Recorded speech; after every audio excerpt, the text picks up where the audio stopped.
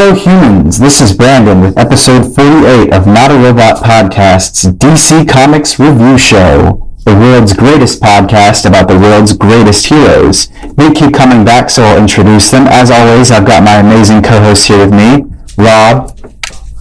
Okay, Josh, can you do the feet and legs? Brandon, you take the arms and body. Whoa! I don't know if any cops are listening to this. Yeah, no. He said he'll form the head. Oh, fornicator. All right. And Josh, of course. Hello, humans.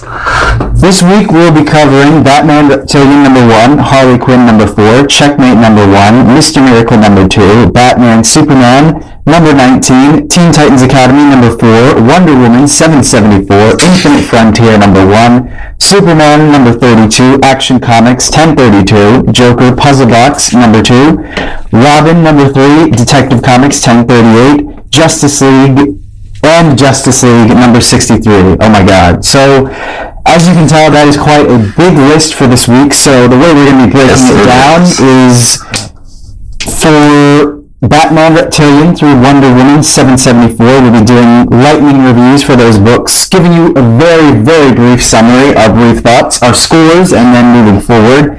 And then we'll go into our regular reviews where we'll break it down a little bit more, share our thoughts a bit more in depth, and do as we would normally do before getting into our top 3 books for the week.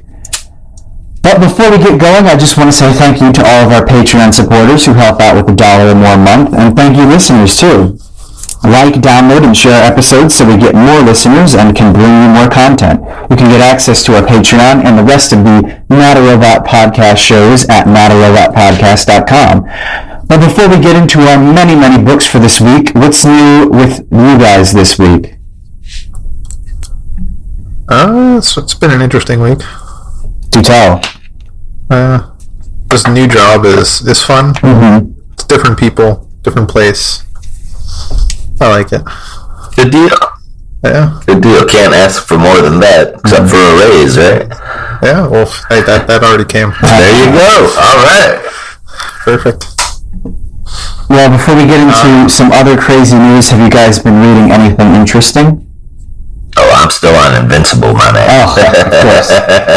Yeah. I'm almost done with Volume 1 Compendium, though, so. What about you, Rob?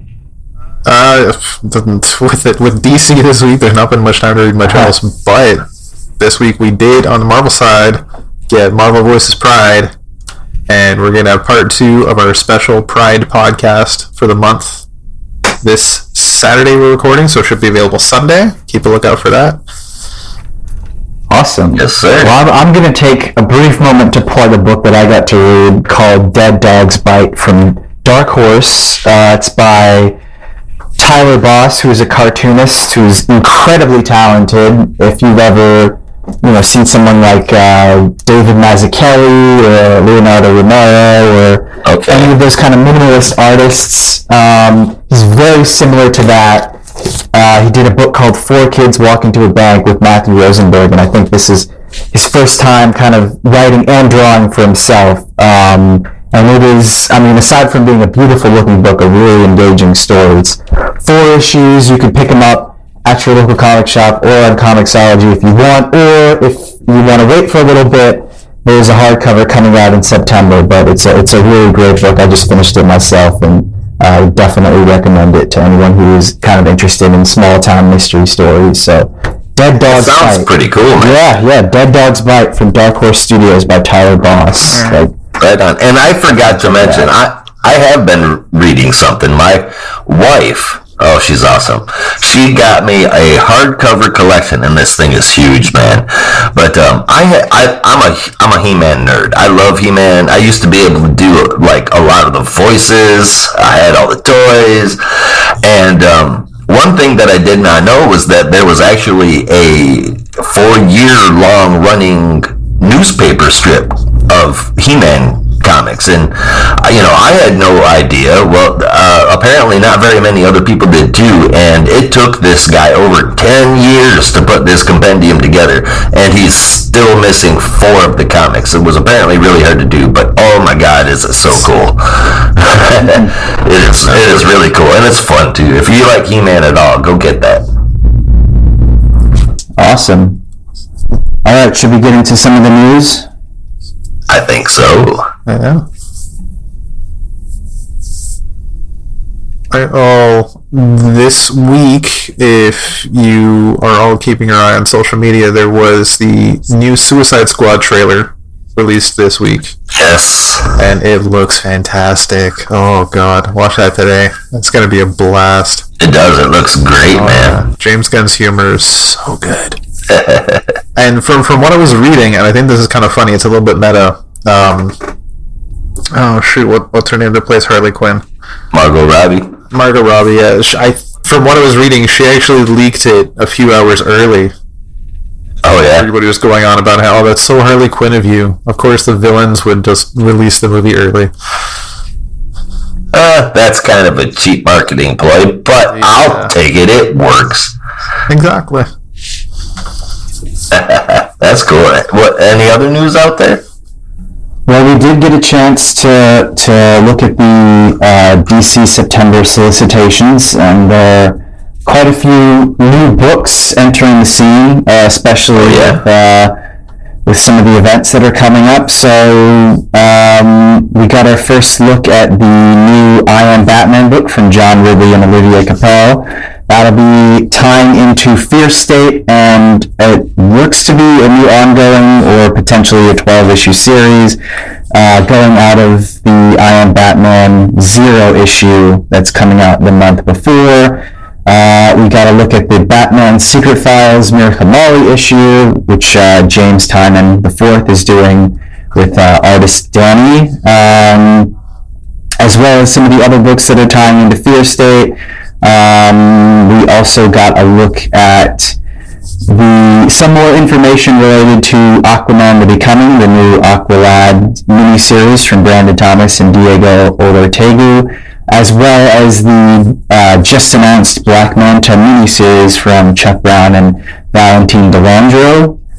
Sweet. And then we also got the official announcement, even though I guess this was like teased or was hinted at some DC Expo or Comics Expo or something, and that is Deathstroke Incorporated. Number 1, we finally have the full solicitation announcement for it, and that will be written by Joshua Williamson and Howard Porter, and will be featuring Slade Wilson working alongside Black Canary for an organization called The Trust. So, alongside Black Canary, that's something I didn't know and has me really intrigued. Yeah, I'm definitely interested to see where it might go. Right? Deathstroke and Black Canary. Mm-hmm. I can kind of see it. Alright, cool. Yeah, there's one more that's the Titans United series. I think that's kind of like an out-of-continuity thing. It's just meant to tie in with the show, because it doesn't look like it's... Yeah, it doesn't look like it's related to anything, but if you're interested in that, there's also the Titans United series, and that's being written by Cavan Scott. I think that's how you say it. With art by Jose Luis.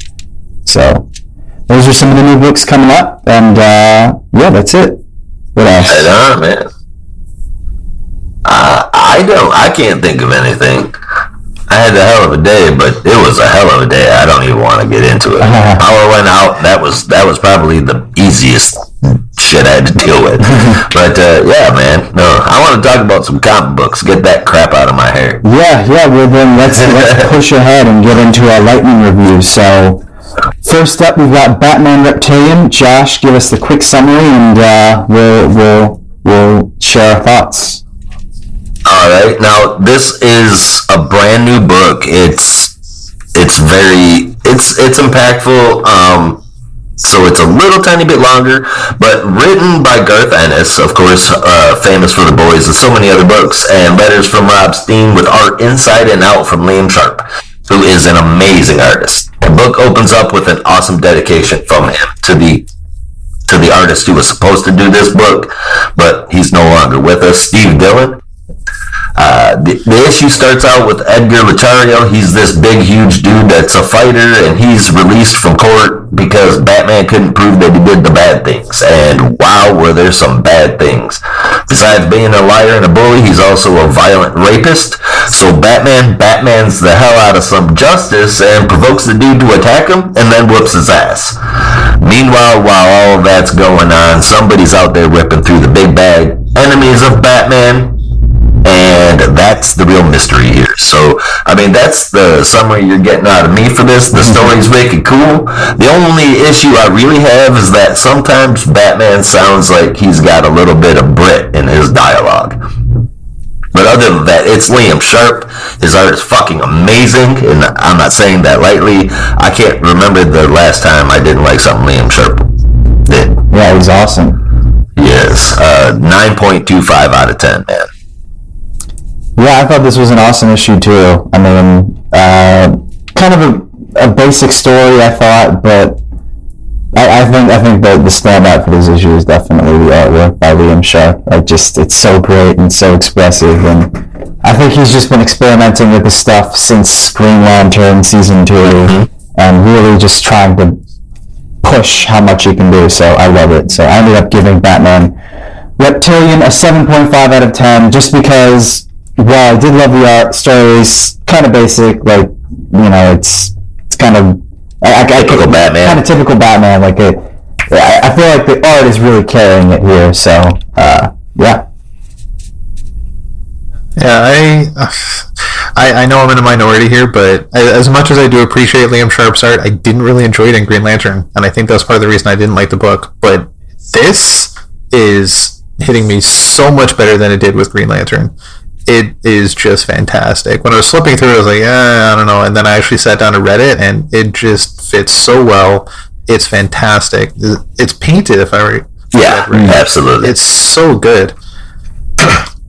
There's some designs of the villains, like Joker looked a little odd to me, but it's just really good. And the fact that he can take that liberty and that kind of creativity with the characters is just wonderful. I thought the story was much more interesting than I thought it would be, just based on the title and the cover. I thought it was going to be a basic Killer Croc story, but it's actually a little bit deeper than I thought, and I have no doubt Garth Ennis can spin a nice tale.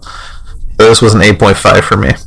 Cool. Alright, well, next up we have Harley Quinn, number 4, and this was brought to us by Stephanie Phillips, art from Riley Rosmo, and colors from Yvonne Placencia. Basically, in this story, all the people that had been kidnapped in the last issue, who were former clowns that Harley was basically trying to help, have been taken to the safe headquarters, including Harley's, I guess, new sidekick friend, Kevin, who is basically being tortured by Hugo Strange. But most of the issue revolves around Harley, I guess, trying to pluck up the courage to go and attack Safe, even though she kind of is nervous about that and feels like she doesn't even know who she is and what she wants to do. But luckily, she's able to break into Safe and take down some of the guards using some fun tactics, and is about to face off with Hugo Strange before the issue closes. So I thought this issue was cool. I think it was probably the weakest one we've had so far, just because even though, while I loved kind of the sequencing of the action and everything, I don't know, it felt like this one was kind of treading on water. Like it didn't feel like it progressed the story that much, for me at least, while still being enjoyable. But it didn't really go that far for me. So I ended up giving Harley Quinn number 4 a 7.5 out of 10. How did you guys feel? Honestly, I wish I didn't hate this so much, because I like the writing, and with a different artist, I would probably be liking this a lot more. I know if you're a long-time listener, I crap on Rosmo a lot, but just to describe it, it's very similar to, in my opinion, imagine Superman drawn in the style of Teen Titans Go mixed with like the Squidbillies or home movies or something. It's just it's a pretty accurate description. Yeah, and it's worthy of a 5.5 out of 10, and that's only because I feel like the story's been carrying it. I agree with Brandon, though. This is definitely the weakest story of the run so far. Mm-hmm.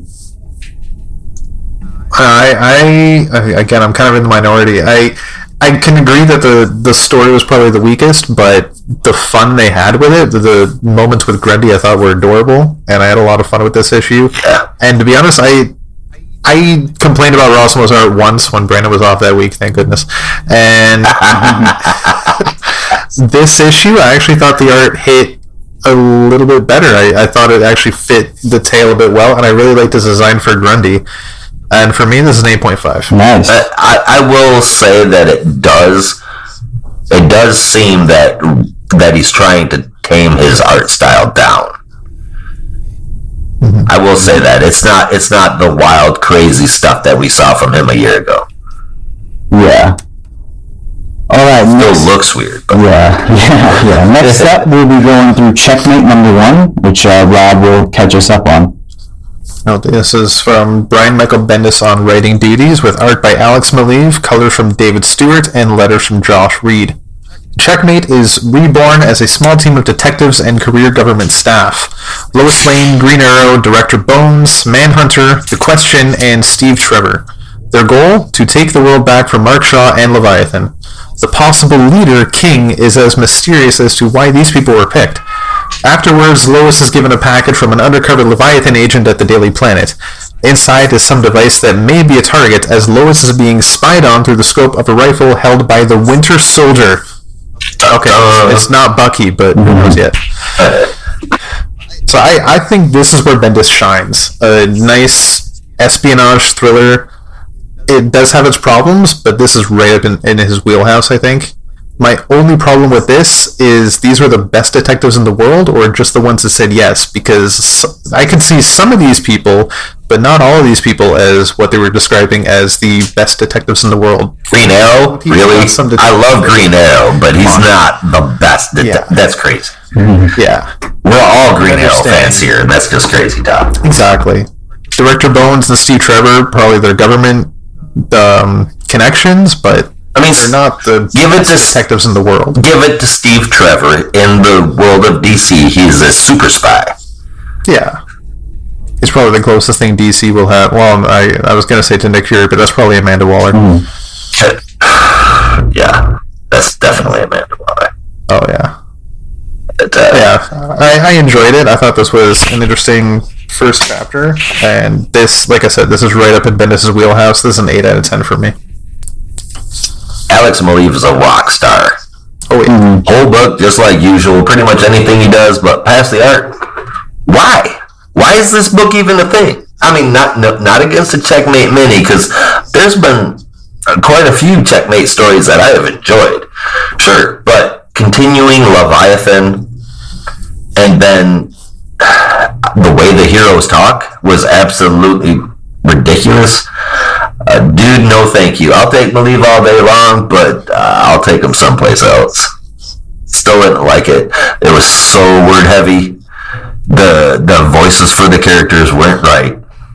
Fun or not, I still want my Black Canary, my Batman, my everyone to sound like them, not like goofy ass teenagers.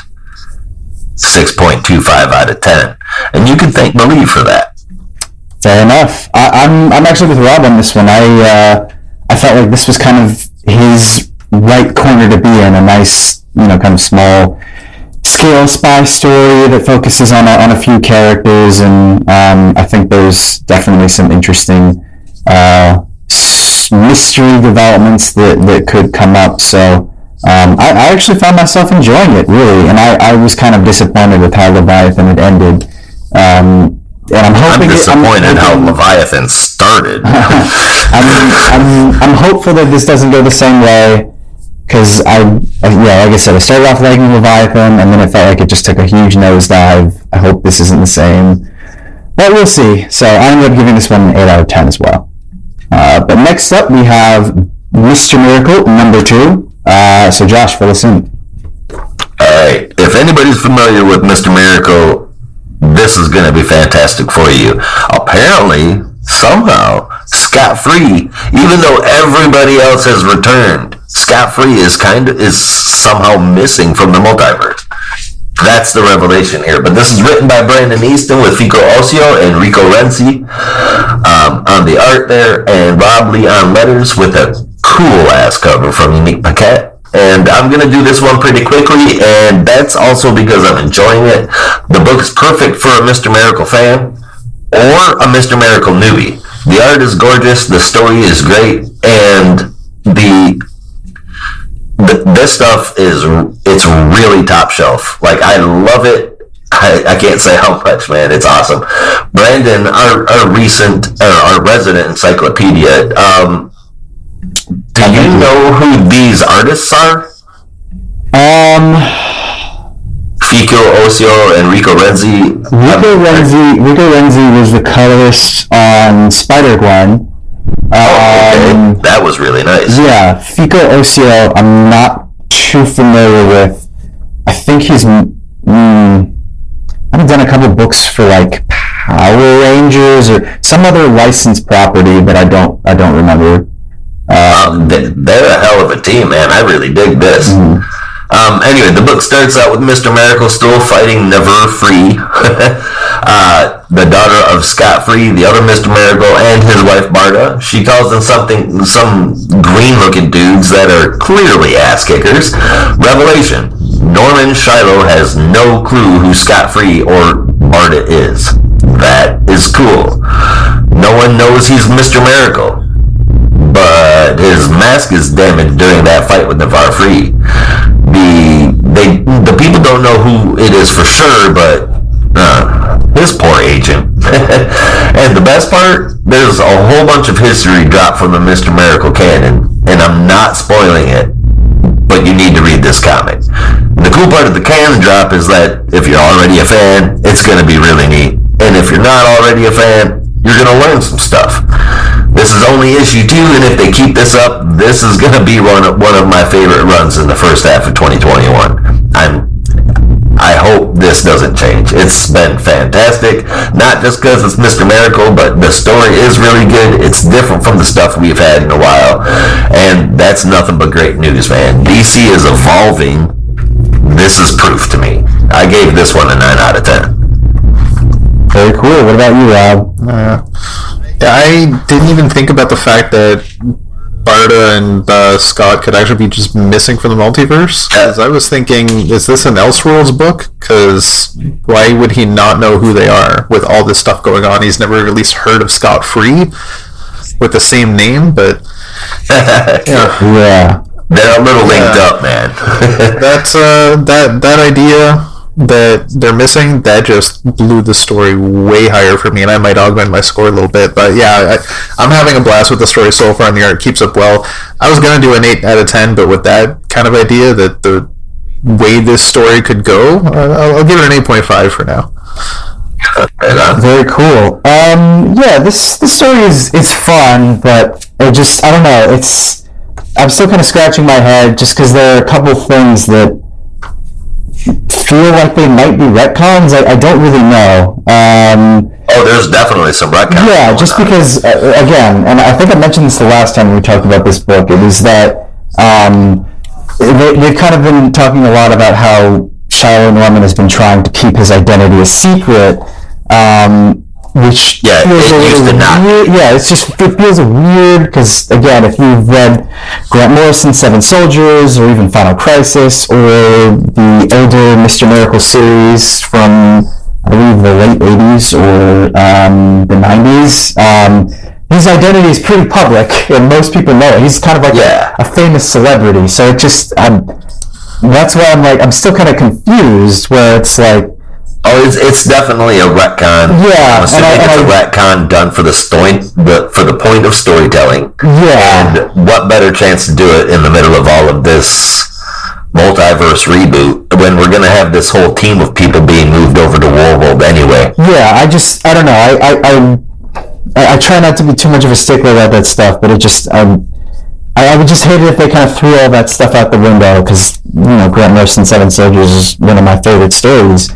Just kind of this random assortment, but I'm not going to get into that. Point is... I understand your frustration with that, though. Seven Soldiers is a kick-ass art. Yeah, it just... I don't know. It's kind of throwing me for a loop, and every time that's kind of brought up, I'm like, they already know, though? Like, you should know that, so... for me, the art is really the best thing I think about this story. It's doing a great job, and there's a lot of energy and action and emotion to it. So I ended up giving this one a 7 out of 10. It's kind of hard for me to get into when it just feels like it's just kind of all a big retcon. But next, we'll be looking at Batman Superman number 19, which was brought to us by Gene Malone Yang, with art from Emanuela Lupacchino, Steve Lieber, Derek Robertson, and Kyle Hotz, with colors from Sabine Rich and letters from Saija Temofonte. This issue in particular focuses on the, movie versions of Batman and Superman that we've been following from the different reels that Arturo has made, and while Arturo has main Earth Prime versions of Batman and Superman trapped, the film versions are able to escape into a couple, different realities that, kind of keep them on the run while also chasing after Arturo, as he was damaged in an earlier fight with the two. So they end up in a lot of different places. One is a world that focuses on Alana Strange and Ran. One focuses on a, Wild West planet, which was really cool.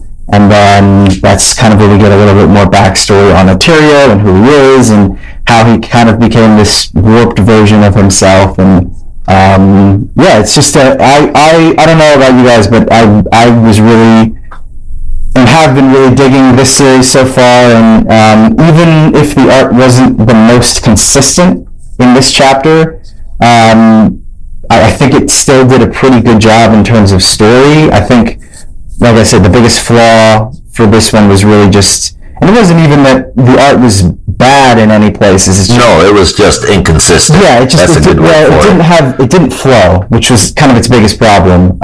Because you have Steve Lieber, whose style is more comedic and sketchy, and then you follow that immediately with Derek Robertson, who's super detailed and kind of rough, and it doesn't flow as easily. Right. So it's like, it was almost like each one of these sections with different artists could have worked as their own issue with that entire art, but as separate features with different art flowing together, it didn't really work. So while I ended up giving this story an 8 out of 10, know that it would have been an 8.5 if the artwork had just been a bit more seamless.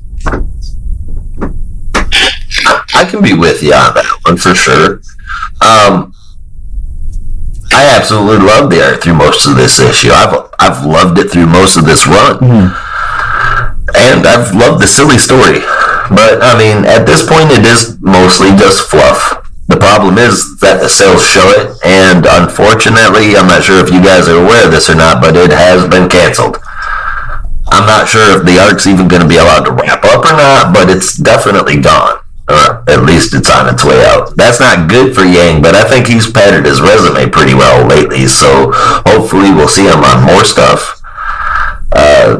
Hopefully the team together, I'd like to see him and Robertson stick around and do something else together if possible. But they match up well, I think. But 7 out of 10 for this one.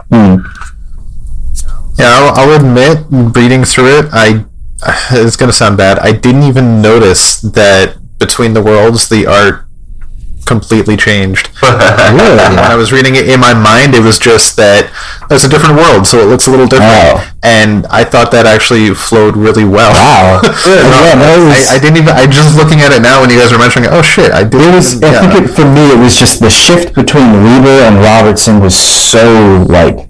I look at it now, and it's wildly different, but it's also just like you got this futuristic world and you have Wild West, and I think subconsciously it's just like, it's like decades apart or centuries apart. It makes sense.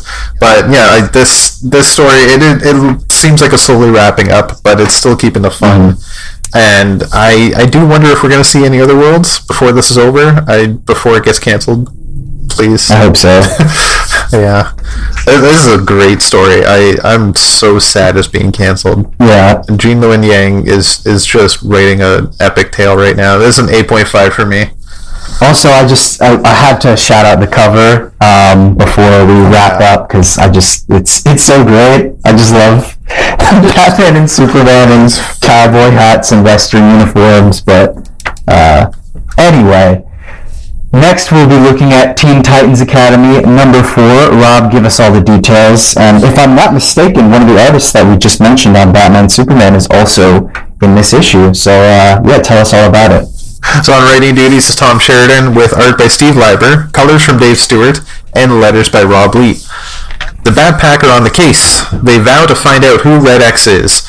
After a thorough investigation combing through the entire academy, they come to a single conclusion. A conclusion that is proven false right away as Red X approaches them.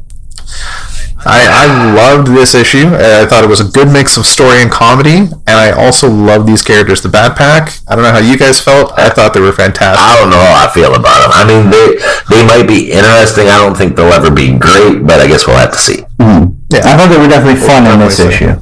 Fun, yeah, that's a good word for it. Yeah, I can't see them going around like fighting crime, but as like a fun backup story in like a big issue or something, just like them solving like a street level mystery, and maybe keep this level of comedy where they act like great detectives, but really they miss the mark almost all the time. I'll tell you, I would read a backup of these guys over Young Diana any day. Yeah.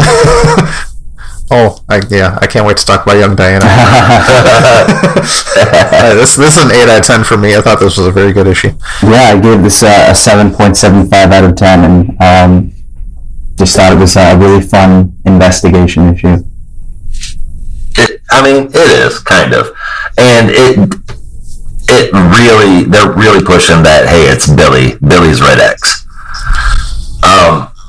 Obviously, I think that's got to be misdirection. But question, in Future State, when Shazam and Billy split, when did that happen? Was it in the past, or was it in the future?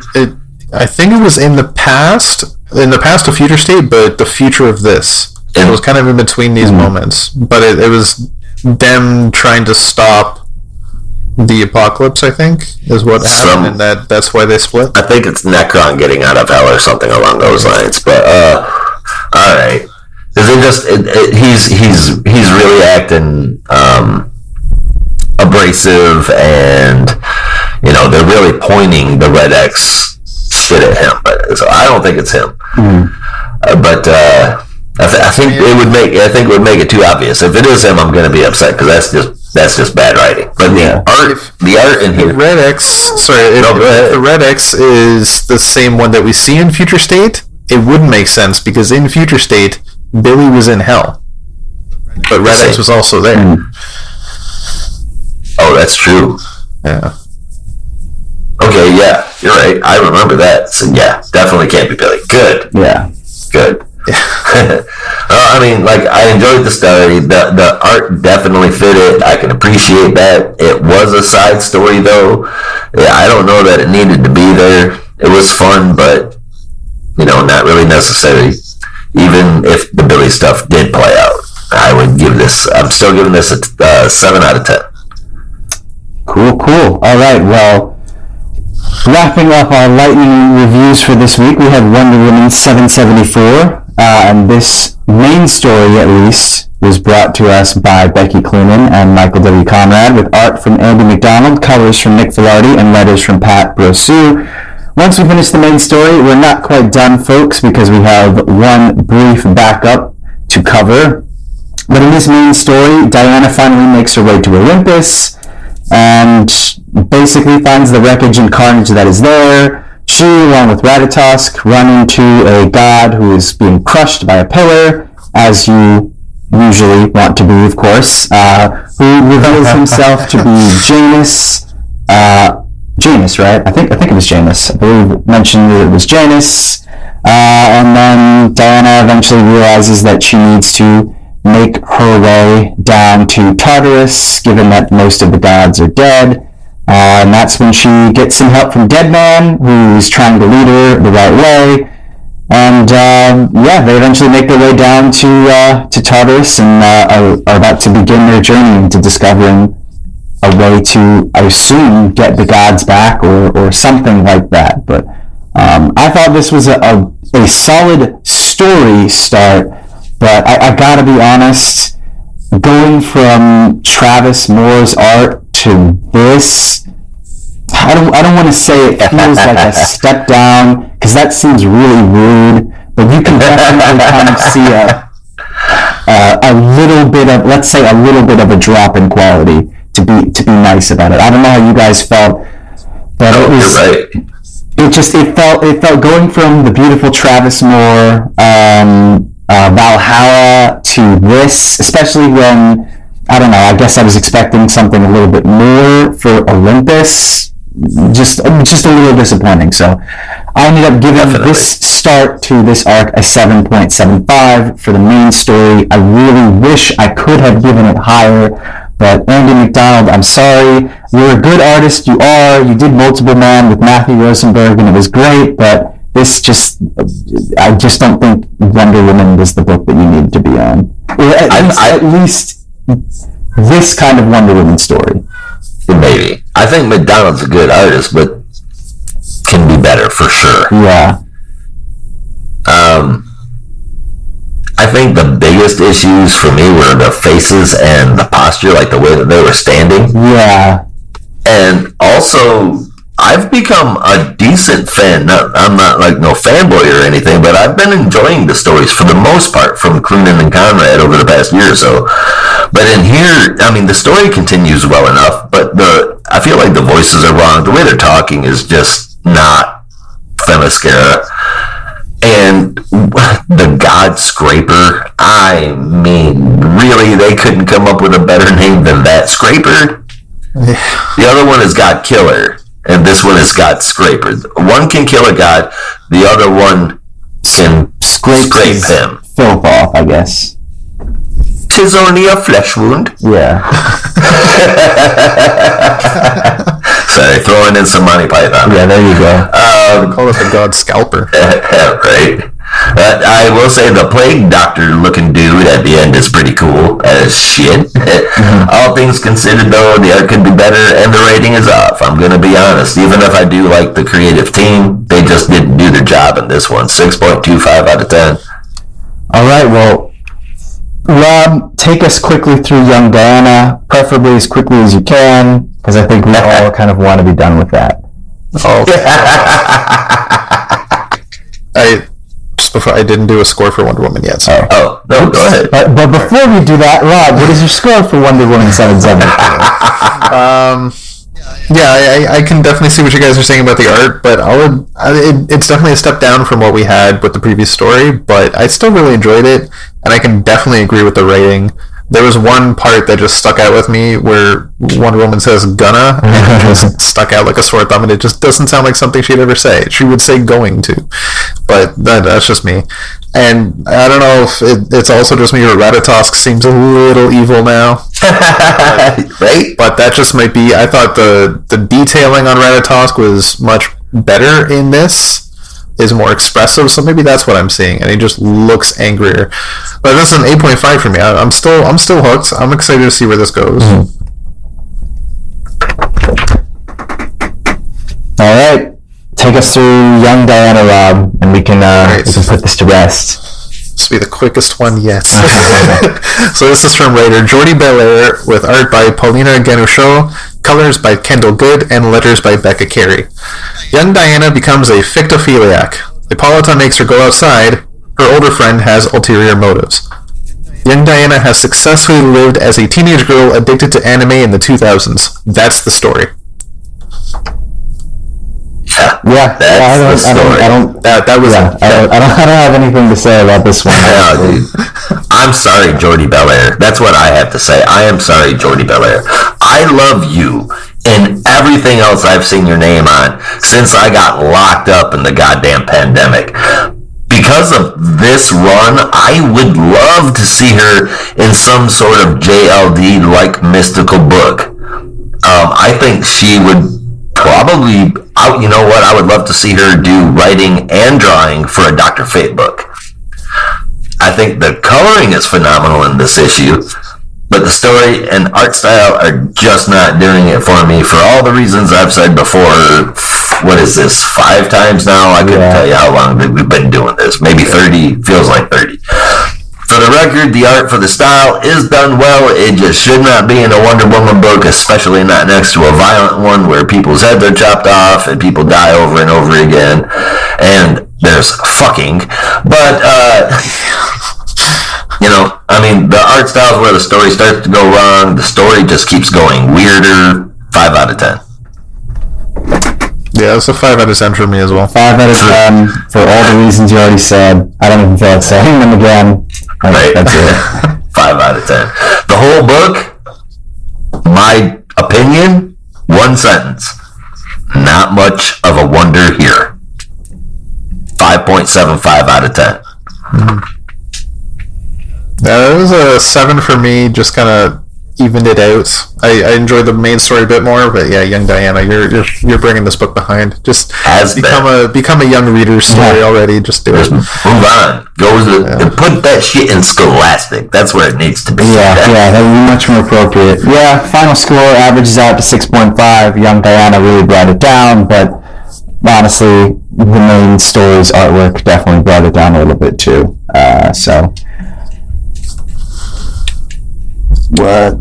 Fuck, wait, we're about to get into the full-length reviews, and one of those is Detective Comics, and that just reminded me, I just got a Father's Day present in the mail from my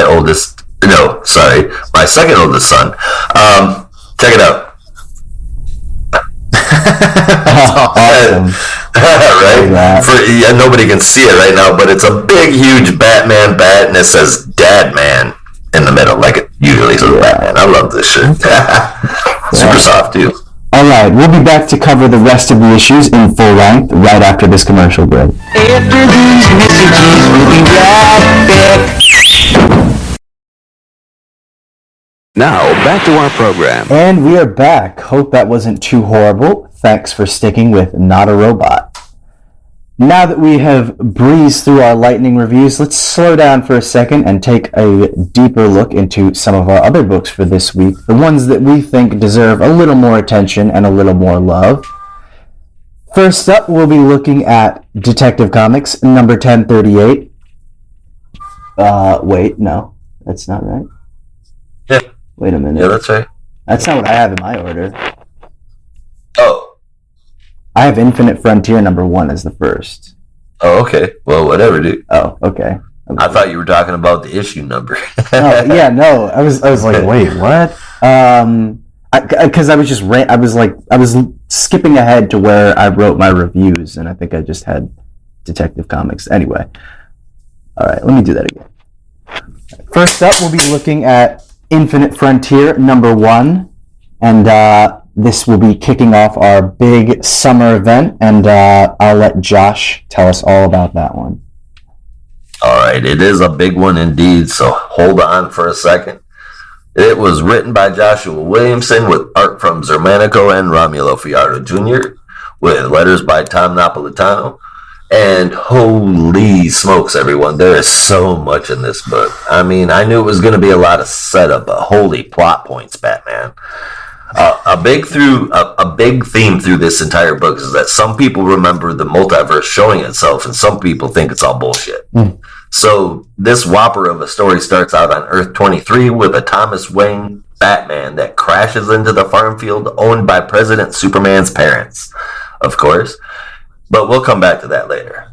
In the meantime, well, what do we call this team? Are they part of Justice Incarnate? Are they a different team? I'm not sure. Do you guys know? It's Green Lantern, Alan Scott, Hawkgirl, Mr. Terrific, Vandal Savage, Lex Luthor, and Talia al Ghul. Oh, that's the totality. The totality. That's right. That's what they're calling themselves. That's right.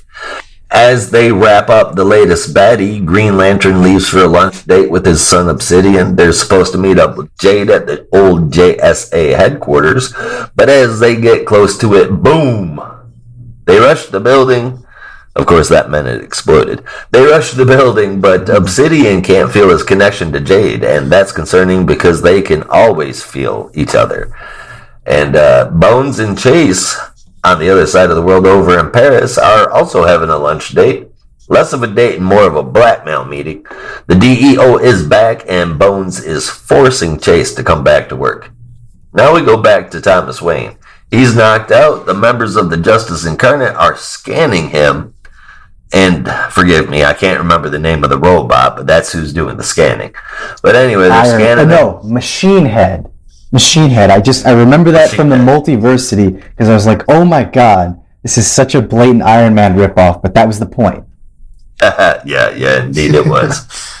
All right, so Machine Head is scanning him, and the results basically say that his energy signatures say that he should not exist. Or at least they were about to say that. And his spacecraft is made out of metal that they've never seen anywhere else in the multiverse. And of course, that's when dude wakes up and he runs out until he sees the red skies. And of course, that would stop anybody in the tracks. That's when Justice Incarnate starts asking him about who the hell he is. He says, "Get the Flash. He'll explain everything." President Superman says, "Which one?" "Barry Allen." "Which one?" I thought that was awesome, dude. Full on multiverse. Yeah. Speaking of which, Barry is coming through and running throughout the whole multiverse, and he has the idea to not listen to Justice Incarnate and President Superman, and he visits the new world that they found, Earth Omega. He figures out that he needs to vibrate while running, and here we have another boom. He's there. He immediately senses that the place feels familiar, but he says it's like a crime scene, and that's exactly what it is. The murder scene of the Quintessence. All of them, and that's just crazy. I mean, okay, killing a Guardian, I can see that, but stomping out the Phantom Stranger, killing the Spectre, that's not good. Darkseid is back. Darkseid is strong as hell. Darkseid is. He puts a call out that they need to set up a meeting right now with Justice Incarnate to bring in Earth Zero's Justice League. Next, we get a little montage of the great stories that the Flash has been in, including Crisis, Kingdom, and more. He knows something's wrong, and he's right. There's a much more updated and cooler-looking Psycho Pirate that makes an appearance. We quickly see that he is listening to Darkseid, though he's not named, and for some reason Flash doesn't recognize the voice. That's not a big deal, though. Now we get to go to a little diner where we see a whole lot more of that theme I mentioned earlier about the conflicting memories about the end and beginning of the world and worlds. I guess that's the best way to say it. Or however, you want to look at that. Anyway, there's a group of kids at a table talking about how they remember it, and the guy in the booth next to them chimes in too. He remembers it as well. Some bearded dude walks in, hears them, and then starts berating them, flipping out and yelling. Now, who knows what would have happened? But we don't find out because Roy Harper is there, and he gets in between them. Then there's a big boom as the wall blows in, and in walks two generic space soldier-looking dudes with someone in a really cool outfit and a strange no-eye-hole metal mask. I'm completely blanking as to who this might be, but I'm assuming it's a new character. They're there to imprison him somewhere, and wherever that is, it does not sound nice. He's got nothing to worry about, though, because as they step to him, a gigantic, and I mean gigantic, black fist explodes from the ground, sending the bounty hunter, or whatever that is, through the air. And this is where things gets wild. Roy tries to thank the people who helped him, and the others when he realizes that it's all past versions of him. They're all past versions of him that have died, if I'm right. And he is wearing a Black Lantern ring. So let the games begin. Oh yeah. This is so solid for such a big important important book for DC, the plans and their plans for the future. I feel like this was totally done right. I have to give this a 9 out of 10. Yeah, Rob, what did you think? Yeah, I loved this so much, but as you guys know, I'm a huge Green Lantern fan, and when I saw Roy Harper as a Black Lantern, I nearly squealed. Oh my god, that was so exciting. Me too. That's when I really was into the Green Lanterns, was during whole Brightest Day and Darkest Night. Oh god, so good. It's one of my favorite chapters. The whole scenario in the diner with the people coming in and targeting Roy, the whole time I was reading, I was saying, this seems really familiar, like it's happened before. And then I realized it is very familiar with what happened to Flash Thompson in Venom number 200. I'm sure Brandon might remember that. Yeah. Okay. And that's like, it's just nagging in my mind. Oh, okay, no, it's that. But I guess just awkward timing, because that was just last week. But yeah, this is such a fantastic setup. Like, even that opening page with Thomas Wayne crash landing at Earth 23, Kansas. I thought that was amazing. And I've seen the cover for number 4, and it's got President Superman and Thomas Wayne Batman on the cover, but I still completely forgot that Thomas Wayne was going to be a part of this. Mm-hmm. So when I saw him in the ship, my jaw dropped, but then I remembered I'm just forgetting stuff. But yeah, this is so good. I wonder if this is going to be a proper return for Thomas Wayne. Is he going to stick around after this? Because his world's gone, as far as we know. We don't even know if this is Flashpoint Batman. So to be completely honest, we've got no idea. Could be Tom King Batman. I kind of hope not. What did you just say? Don't wait. Matter of fact, don't say it again. Well, that's also why I said proper return, because that was not a proper return. Yeah, I really enjoyed that Flashpoint Batman, and I really hope he sticks around. This kept me hooked on every page. The ending was amazing. This is a 9.5 for me. I am so excited for this event. Nice. Yeah, this was a very strong start. I love the idea of a grounded approach, kind of exploring some of the multiverse mysteries. That's like an idea I've always had in the back of my head of like, and I like when stories kind of explore the nature of that, of if you live in a world with multiverses and superheroes, it's only natural that you would want to ask questions related to that. I mean, exactly. I know I would, and it always feels like they've kind of danced around that idea. So when they have that double page spread of, I guess, like tweets of people saying like, if there's a multiverse, does that mean there's different versions of me in this? And I was like, yes, like please do more of that. Because those are the kinds of questions that, I don't know, feel natural in a universe as crazy and expansive as that. Oh, yeah. I don't know if you guys are familiar with the movie Another Earth, but between that and the movie, what was it called? Legion? Oh, yeah. That like I was getting like a mashup of those two movies, like hardcore, because, sure. Legion, of course, is all tripped out battle in a diner with different people and paranoia and yelling and all this shit. And then Another Earth is dealing with, all of a sudden, the people on Earth see another identical Earth like approach, and they can see it out in space. And then they start being able to radio contact each other and find out that the exact same people are on both Earths, but they just have different lives. Yeah, it's a lot of crazy stuff, and I like the idea that not everyone is kind of on board. It's almost like you have, much like today, you have people who are just like, yeah, of course, it makes sense that there would be a multiverse. Like, we saw it happen, I remember it.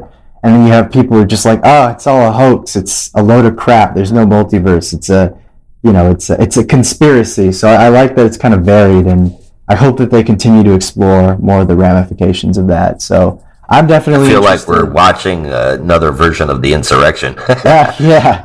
It's, well, hopefully no one does anything too crazy, but at least in their world they have some superheroes to deal with it. But I thought it was a really fun, cool start. And of course, if you've been listening to the DC Comics Review Show, you know that most of us, if not all of us, I think all of us, are huge fans of Xermanico. So I know from an art standpoint, I've been really excited to see what he was going to bring to a big event like this. And I mean, it doesn't even just have to be an event, just a story that explores a lot of different themes like this. It was really cool seeing him break out into this because, like when I hear the name Zermanico, like, you know, pictures flash to your head and it's automatically like fantasy, mythic, mystical kind of atmospheres. I think his art was freaking amazingly matched for death metal when he got to do some of those. You know, that's what I see with Zermanico, and to see him do this, oh my god, man, it's just, I'm like, he can do more. Yeah, well, I knew he could do the big cosmic stuff just because the first place I ever got to see him was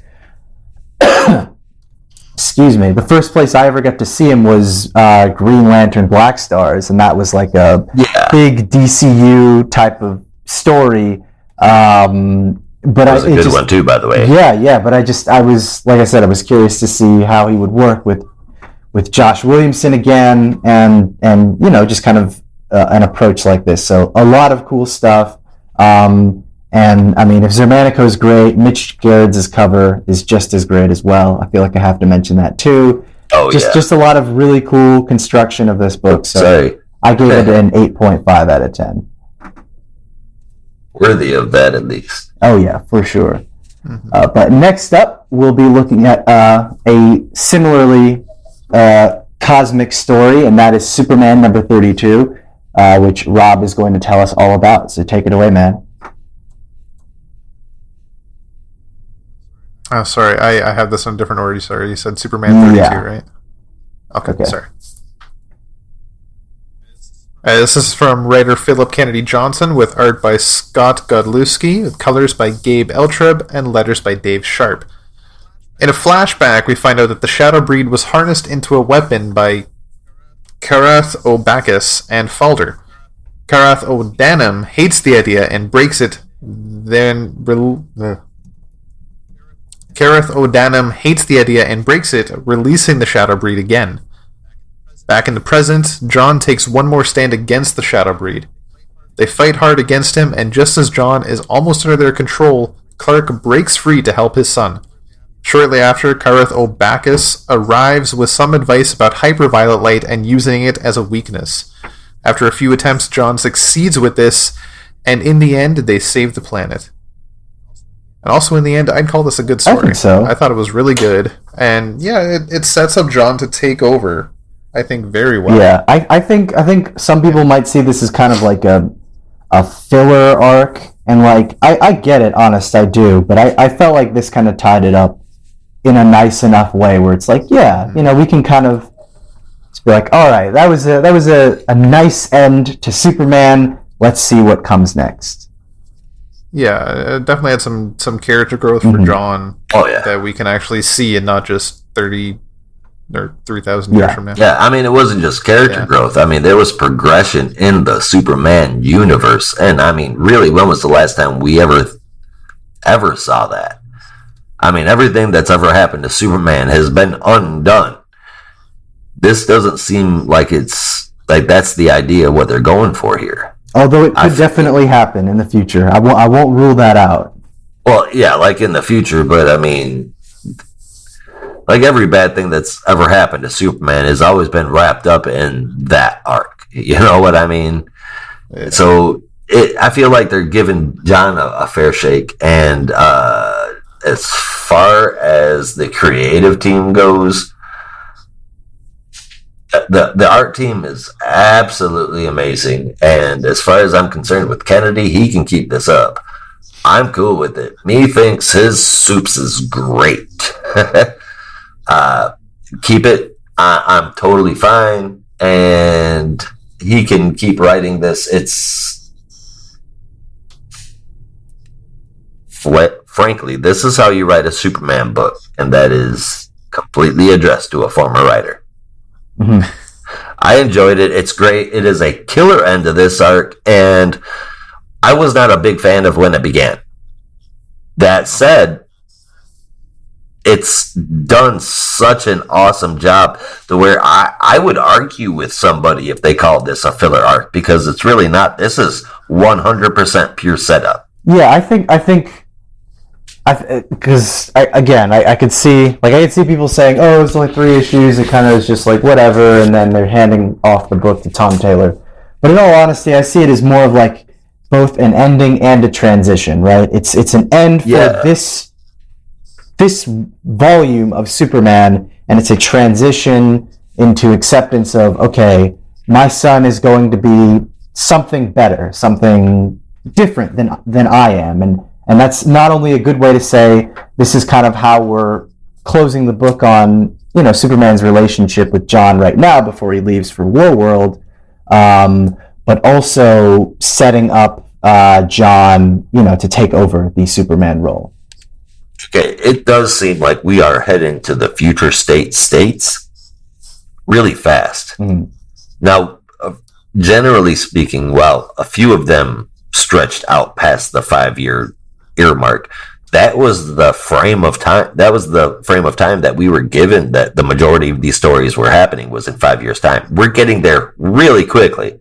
So I'm hoping that I hope we get at least 5 years of these stories. I want Superman out in the world, kicking out into space, kicking the shit out of big baddies. Let John be Superman for at least 5 years. Yeah. Well, let's get Nubia ruling Themyscira and Yara 4 kicking some ass on Earth. It probably won't be the same as Future State, but I imagine it's going to be similar for a little bit before obviously they have to, change it so we don't get to the total dark future that a lot of Future State was. Well, yeah, I'm not saying keep it grim because we didn't really get to see any of the stories wrap up, so we know what happens. Let's just, put a positive spin on the end of it. But I would be fine to see all of these stories being played out, especially in the hands that the creative teams have been lately. From Ram V to Mariko Tamaki, almost every single book is being handled great. Like, I can't even hate. The only ones this sounds horrible, but Bendis's books are the only ones that I just flat out don't enjoy. Wonder Woman was a miss for me this week, and Riley Rosmo's art brings a good book down, but the only books that I don't enjoy right now are written by Brian Michael Bendis. And, that's pretty damn good for an entire publisher. We review so many fucking books, and, I like them all, but just a couple? Way to go. Yeah. So what are your scores, guys? Thought I already gave mine. My score for this one is 8 out of 10. Very nice. What about you, Rob?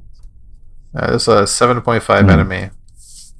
Yeah, this was a 7.75 for me. Just like I said, I think while the art wasn't great, it wasn't bad by any means. Just I still kind of struggle with the way that Scott Godlewski draws his faces on occasion, but it served its purpose, I think, and story-wise, I would say did a really great job of just kind of wrapping up this arc of Superman and segueing into what's coming next. So I was satisfied. So I gave the main story a 7.75, but we're not quite done yet. We still have to check in with our friends back in Metropolis. So bringing us our Tales of Metropolis story will be Josh, which I think is a little bit oversized, just to kind of wrap up the story. So tell us all about it, man.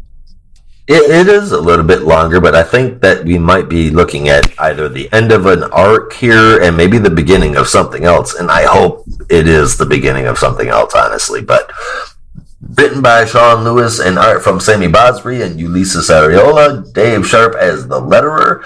This is a quick review because honestly not much is needed to cover these backups, but we are continuing from the last issue. Bibbo messed up and is trying to track down Loose Cannon, who is under the control of Projectress.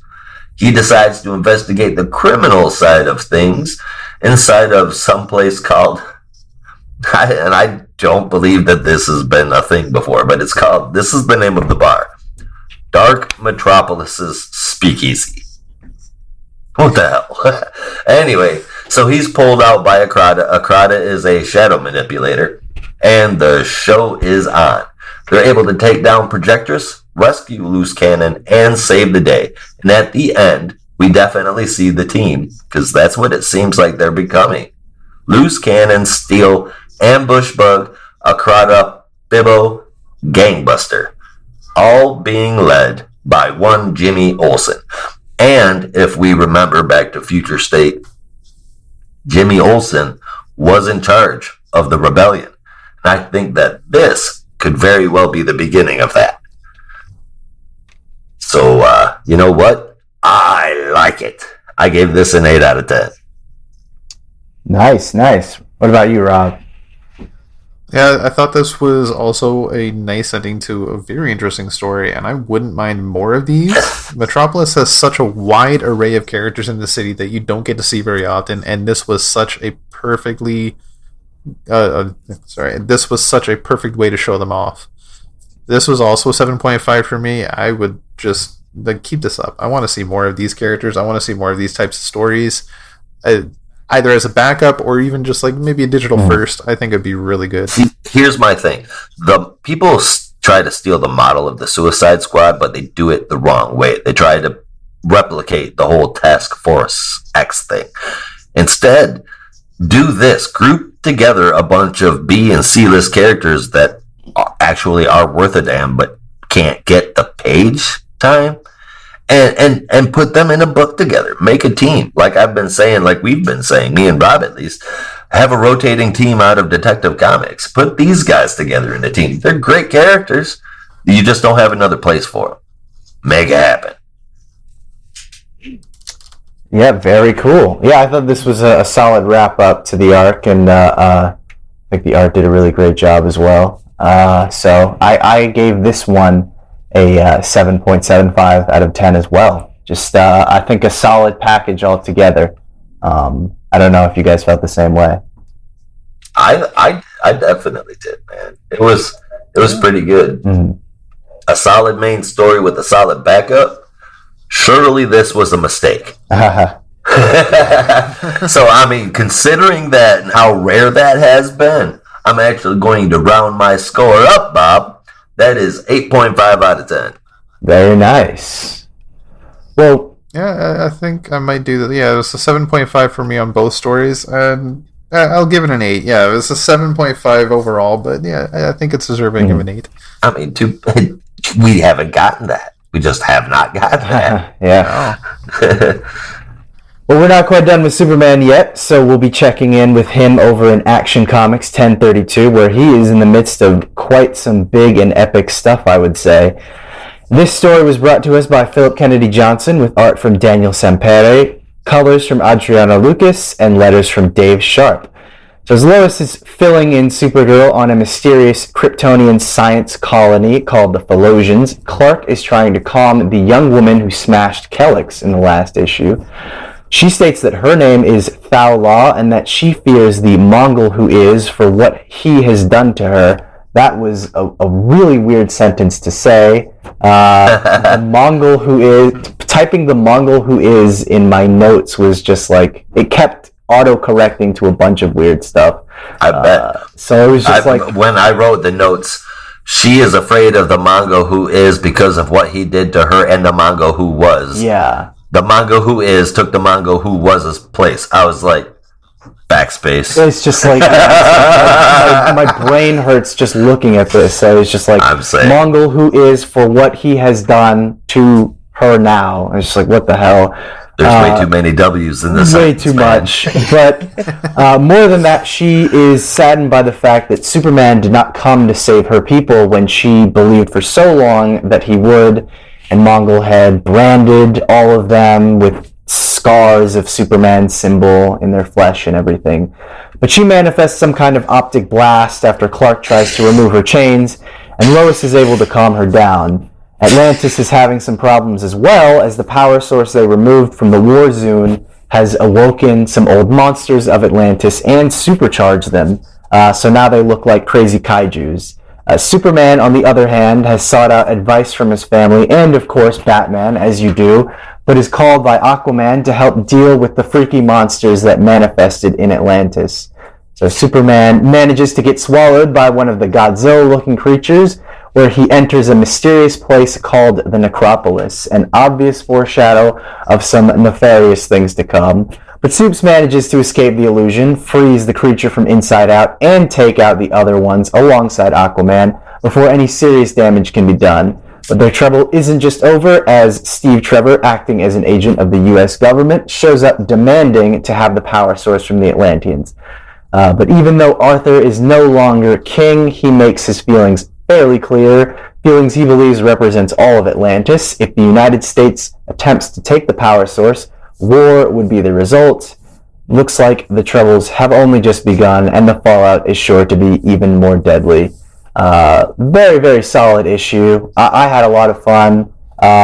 Man, I could look at Daniel Sampere and Adriano Lucas working together forever. It looks so beautiful. That double-page spread of Superman looking up at the Necropolis, my God, that just looks incredible. A lot of really cool world building, I think, and I like that Philip Kennedy Johnson, is kind of incorporating the super family. Not all of the super family, though. Connor, where you at, bro? I guess just kind of working with Clark and trying to figure out the mystery of this. So it's just, there's a lot of really cool stuff working together, I think, and I know I'm definitely interested to see where it goes. I hope that this is not leading to another, like, Throne of Atlantis or Drowned Earth or big Aquaman event where they fight and there's a big flood. I kind of don't need that. I think Aquaman just needs his own title where he can do his own stuff without having to fight with the surface dwellers. But other than that, I gave this an 8 out of 10.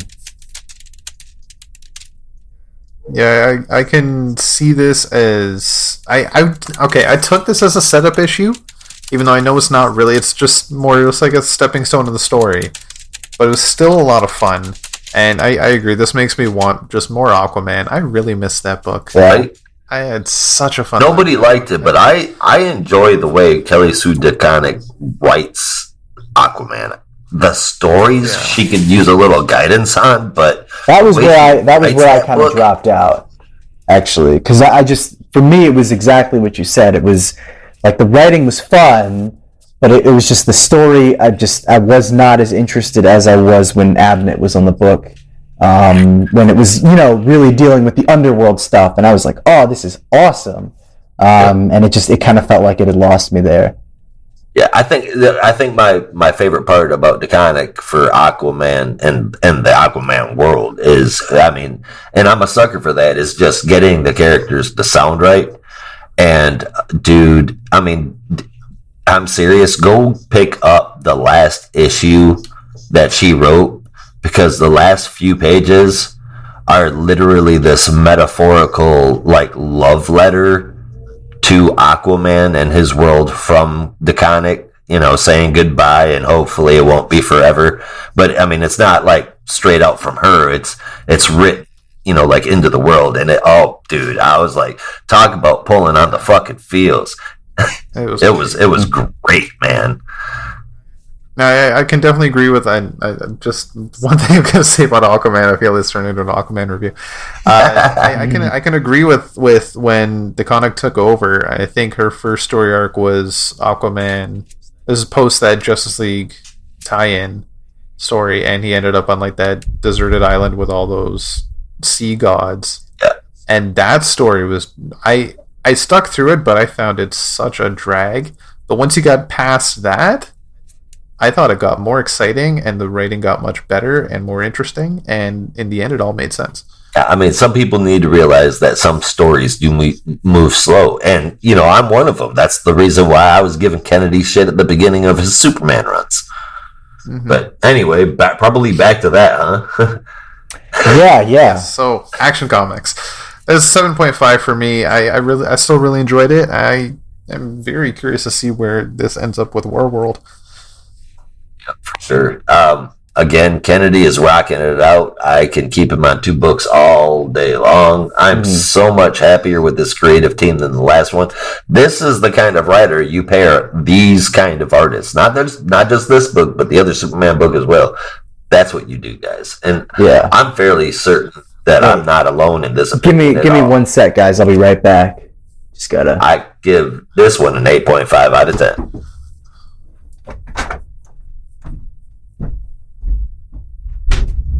Wiki, shut up. I'm Wait, you were gonna say something earlier about I think you were gonna name a rapper. Oh, yeah. There's like the New England scene that I'm fucking digging, and there's this dude named Chris Webby that I can't get enough of. He's got so much music. He refuses to sign with a label. He did a couple of small ones like Tech Nine and shit, but he's like, I'm fucking done. Every penny that I get is gonna come to me. He went a whole year releasing a new song every single Wednesday. Oh shit. Yeah, no shit. I mean, his talent is fucking amazing, and he does a lot of. He hits up this dude called Mercules, and Oh yeah, I've heard yeah, of he's it. Canadian. Mercules is fucking sick too. I like him. Their Yeah. combos are fucking cool. And then there's down in Atlanta, there's this dude called Ritz, and he's a bad motherfucker too. Oh, I think I've heard Yeah, of Rittz. Yeah. Yeah. They call him White Jesus. Yeah, he's fucking, he's something else, man. He's crazy, dude. I mean, because he don't look nothing like you would expect him to. He's like fucking 5'11", but he's like 300 pounds. He's this big old dude. He's got a long ass beard, or at least he used to have a beard. He's got long ass red hair, and he dresses like he's been out on the block slinging rock. I mean, like tracksuits all day long. You know what I mean? It's I don't know if you ever drove through the hood or not, but I mean, I kind of grew up there. Yeah. Anyway, he just looks very, very strange. I mean, he's a straight up fat Irish guy, but oh my God, can he spit? Like for real. You need to check them out. Anybody that was on Strange Music. Google that. Just about any of them are great rappers. Okay.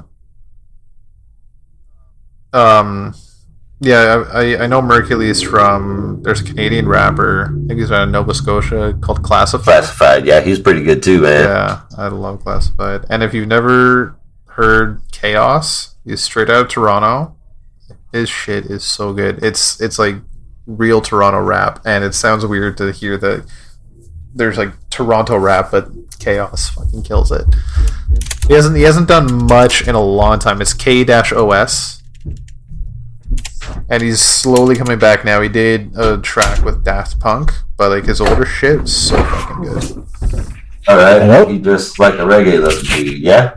Yeah. Alright, cool. I'll fucking check his ass out. Hell yeah. Vocals, keyboard, acoustic guitar, sampler too.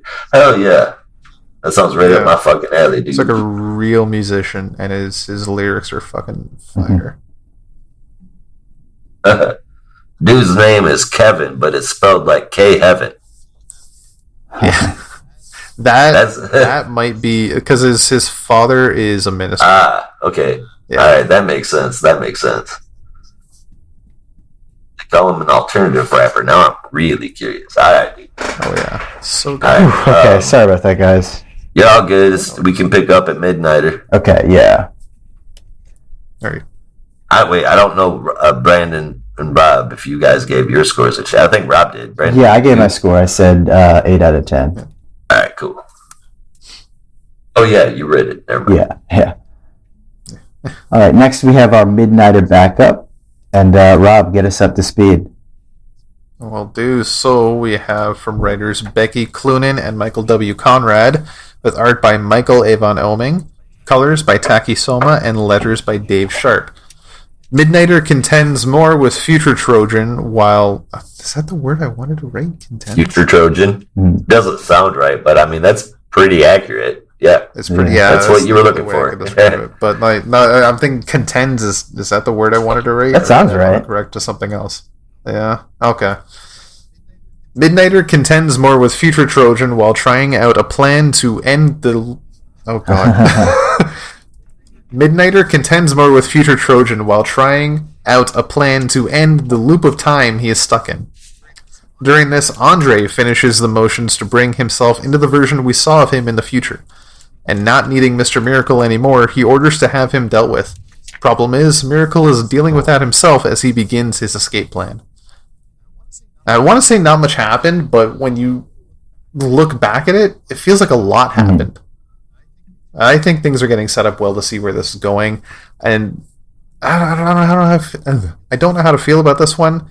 It was good. I enjoyed it. It just feels it's a little awkward because it definitely feels like not much happened. It was kind of slow. I agree. Yeah. It was a 7 out of 10 for me. I'm really digging the story still to see where this is going. This is an awkward chapter. Yeah, I was completely different, dude. I was enjoying this backup just because it had Midnighter and Apollo in it. Now, while the art it's a bit too Porter-esque for me. The damn colors are outright amazing, dude. They're awesome. And now I feel like the story is really starting to cook. I mean, there's some plot points, seeds that have been put in here. I feel like it's really going places. And the creative team, do not break them up. That is all. Yeah, I 7.75. I don't know. I felt like I liked the art this week more than the story. I was kind of with Rob where it felt just really slow. Just not a ton of progression, or at least not as much as I might have wanted. And I know they don't have a ton of space. We mentioned that before. Sometimes stories are slow. Yeah, I think I just might have preferred a little bit more out of this one than just, I don't know, being a little slower. But yeah, I ended up giving this one a 7 out of 10 as well. Just kind of okay, you know. I think the art was definitely kind of carrying it this week. Whole book, I'll take more of this. The whole thing. Thank you. 8.25 out of 10. Yeah, I gave a 7.5. It was a solid issue. Yeah, overall 7.5. Yeah, it did same thing, I guess. Solid issue. I don't know. I don't have much else to say. But next up we have Robin number 3, and this one was brought to us. Whoa, where did my review go? Uh-oh, I had that problem earlier. Scared the shit right out of me. No, it's all good. I have them saved in my notes just in case. Like, I read all my reviews in my notes just in case something happens. Did I not put it here? Okay. Next up, we have Robin number 3. This one was brought to us by Joshua Williamson with art by Gleb Melnikov, colors from Luis Guerrero, and letters from Troy Pateri. Rose leads Damien across the beach, telling him that in order to find an advantage in this fight, he really needs to lighten the hell up, which I think is a fair way to get someone engaged in the community. They're off duty, the tournament hasn't started yet, and Damien really just needs to relax. After he gets some crap from XXL and Flatline, yes, those are real character names, who admittedly was trying to make him laugh, Damien gives in and shows off his knife game skills in front of the other fighters, immediately earning their respect, of course, as you do. That was so cool. Yeah. It was. After doing so, several of the villains, like Konstantin Draken, Flatline, and others, recap their Batman's greatest hits, where they get the snot absolutely kicked out of them. Also, and I think it really showed up in this issue, this tournament is basically the collection of Nightwing and Green Arrow forgotten villains, because there are like so many different ones, and a couple new ones thrown in. Yeah, it's like Konstantin Draken, forgotten Green Arrow villain, Lady Vic. I saw Dead Man. Yeah, Lord. Well, more of a Bat manga forgotten character, but Brutal, who's like the Scarecrow looking one. There's an old Nightwing villain. Just like a lot of these forgotten characters that no one cared about. I guess they're just here. And I kind of love that. But Damien feels out of place with all these people talking about his dad and leaves to head up to a mountain for some peace, only to find Hawk meditating by himself as well. They catch up and bond over how crazy their superhero fathers are, but are interrupted by Master Dusk, who states that the Hawk and the Robin cannot be friends. I think we know what that means. Yes, that's right. Holy shit. Damien and Connor... What? Oh my god, I think you just figured out what fucking Williamson's next book is going to be. This is supposed to be leading into another related book, and I think you just got it. Hawk and Robin, or Robin and Hawk. Oh my god, Brandon. I don't think... oh no, I don't know about that, but... No, he said in an interview... that this book is definitely leading into another title, but he won't say what it is. Yeah, I feel like if anything, I'm still waiting for Green Arrow, but it's possible. It's very possible. I just don't know that you would want Hawk and Robin as well as Robin. You kind of feel like too many. I think Robin might drop out. Yeah, or I mean, yeah, if you relaunch it as or just rename it as Hawk and Robin, that'd be kind of cool. But They did it with Batman, and then Batman and Robin, and then I mean it bounced around a bunch. yeah, but The Red Hood solo had like 15 different titles, and it's 52 issues. Awesome. Right? But yes, that's right. Damien and Connor are forced to duke it out in a battle of the neglected superhero sons. Connor manages to get the upper hand, and Damien goes soaring off a cliff, only to be saved by a mysterious person in the shadows. And he awakens on the beach to see his savior, only to realize that his family hasn't left him as far behind as he had thought. So I won't spoil who it is, but let's just say his family is not quite in the wind just yet.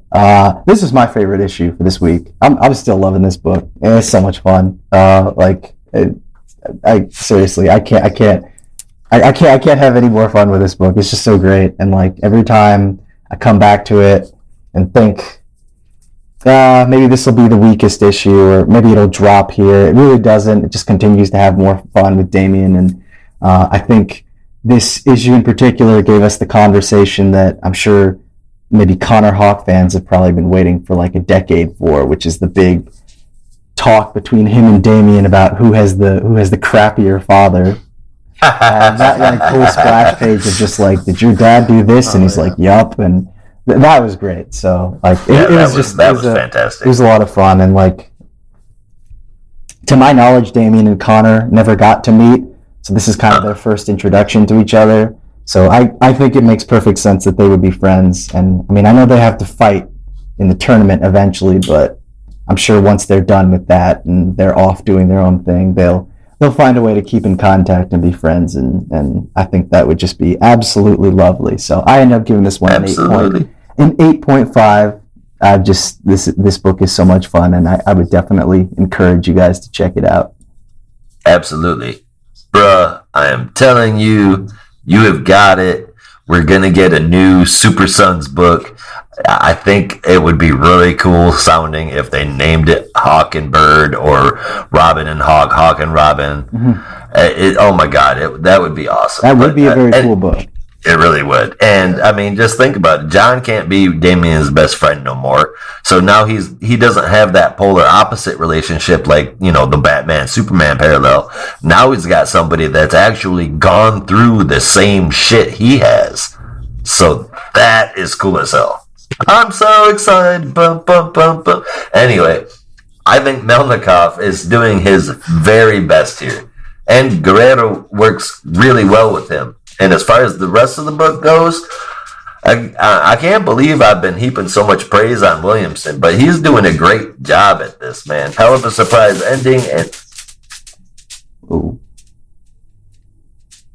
sorry, that was my dog. It was a hell of a surprise ending, and there's no telling where this is going from here. I like the whole thing. It continues to be a solid book all the way around, man. 8.75 out of 10. Nice.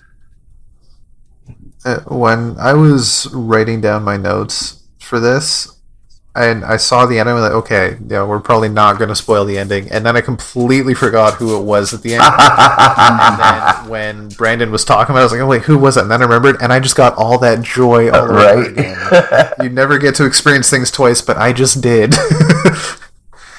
And I think this whole book is going to be some great character development for Damien, and this issue is really showing it off. I am so excited to see him grow a little bit in a more natural way besides John Kent. And it's cool to see characters like this grow up in front of your eyes and see what they become later on. This is definitely a changeover moment for Damien, and I think he might come out of this as something other than a Robin, which would leave Tim Drake as Robin. I'm okay with that too. And I am so down for more Hawk, and the fact that you say Robin and Hawk, it made me think it would be a perfect way to fill the void of no Red Hood and Arsenal book. Well, and I thought that makes perfect sense, because that was a Robin and an Archer. It was a Batman sidekick and a Green Arrow sidekick. It just works. We already know it works, and these two have so much in common. Just make it happen. if that's not the book that, like, I'm going to be excited no matter what happens for a book spinning out of this, but I really hope it's that book. This is a 9 out of 10 for me. I had so much fun. This is a great book. Sweet. All right, next up on our list we have Joker Puzzle Box #1. This is our digital first series, although I hear there are some exclusive pages if you have the DC Universe app. So I'll let Josh briefly take us through that one. There are indeed extra pages if you do have the DC Universe Infinite app, and I strongly recommend that you go out and get it because there's such a huge library there and it's only getting bigger. Anyway, this one was written by Matthew Rosenberg with Jesus Moreno, Joshua Hickson, and Ulysses Areola back again, handling the art and colors with letters by Ferran Delgado. Here's the thing about the puzzle box, and you know, this is this is me admitting to something that I was wrong about, but Brandon was pretty sure we should cover this in a very quick way, and I was like, nah, man, but there's no way to cover this and either not give enough or make sure we don't give too much. So this is the review.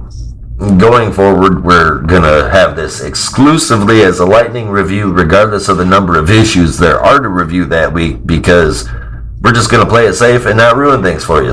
I hate spoilers, no spoilers for you.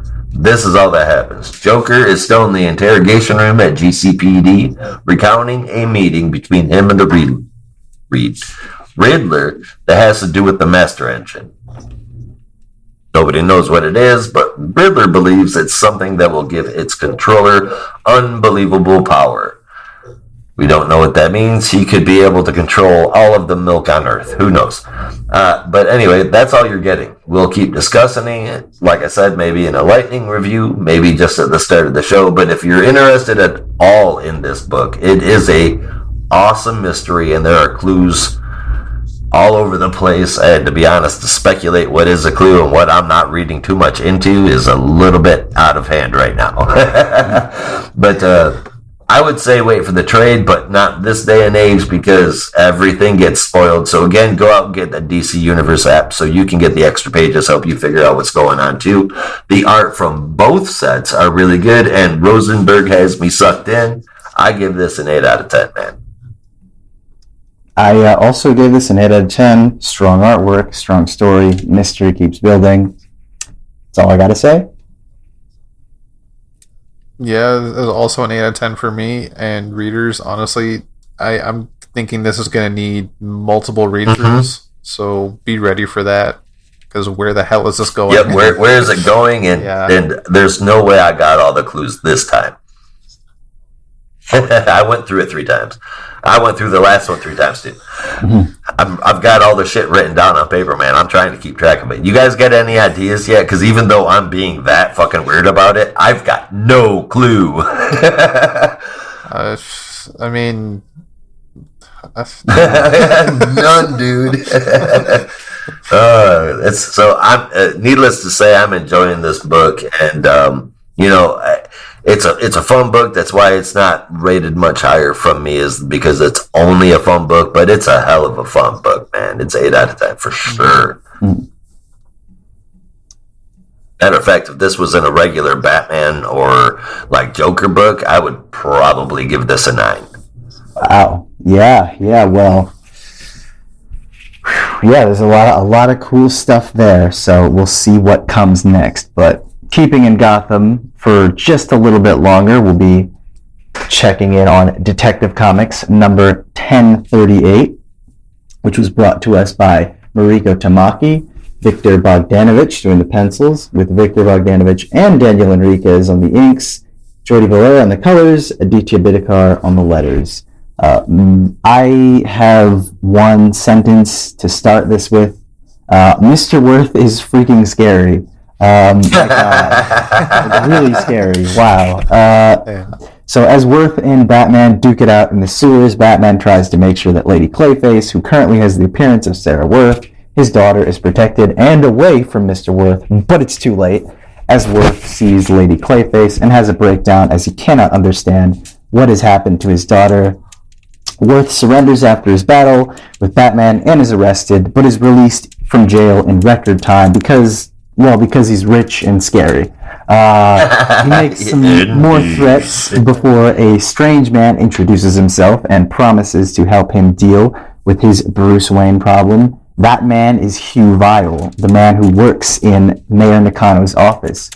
Batman and Huntress do some investigative work back at Huntress's apartment, while Hugh Vile makes some moves with Mr. Worth, hoping to get on his good side by crafting a plan that will take care of both Batman and Bruce Wayne and set up Mr. Worth very nicely in Gotham City. They manage to lure out Deb Donovan for an exclusive interview, only to trap her. But Deb is able to send one final text to Bruce Wayne asking for his help, and Batman is on the scene hoping to save her from the sewers before she is killed by the bombs that have been laid for Batman. But unfortunately, it's too late, because there was something else laid for him, and the bomb explodes as Hugh Vile watches from the distance, creepily and scarily admiring the work he has done. As always, the writing is very solid and does a great job. I think there were just a couple places in terms of the art, and I'd be curious to see who inked those pages, where you could kind of tell it looked a lot more rough. Like someone was just inking it in a completely different way, and I could tell. And I think that it kind of made it look a little bit weirder for me, but it still kind of worked. Like it didn't lose any of the, appeal. Any of the feel or action. It looked like it was rushed, but at the same time, it completely avoided being sloppy. It was still good. It just had like a slightly, accelerated look to it. Yeah, it works, I guess, because they're in a sewer, but you can really tell like it felt like someone was trying to just kind of get it out. But everything else kind of worked in its own way, and I didn't have a ton of problems with it.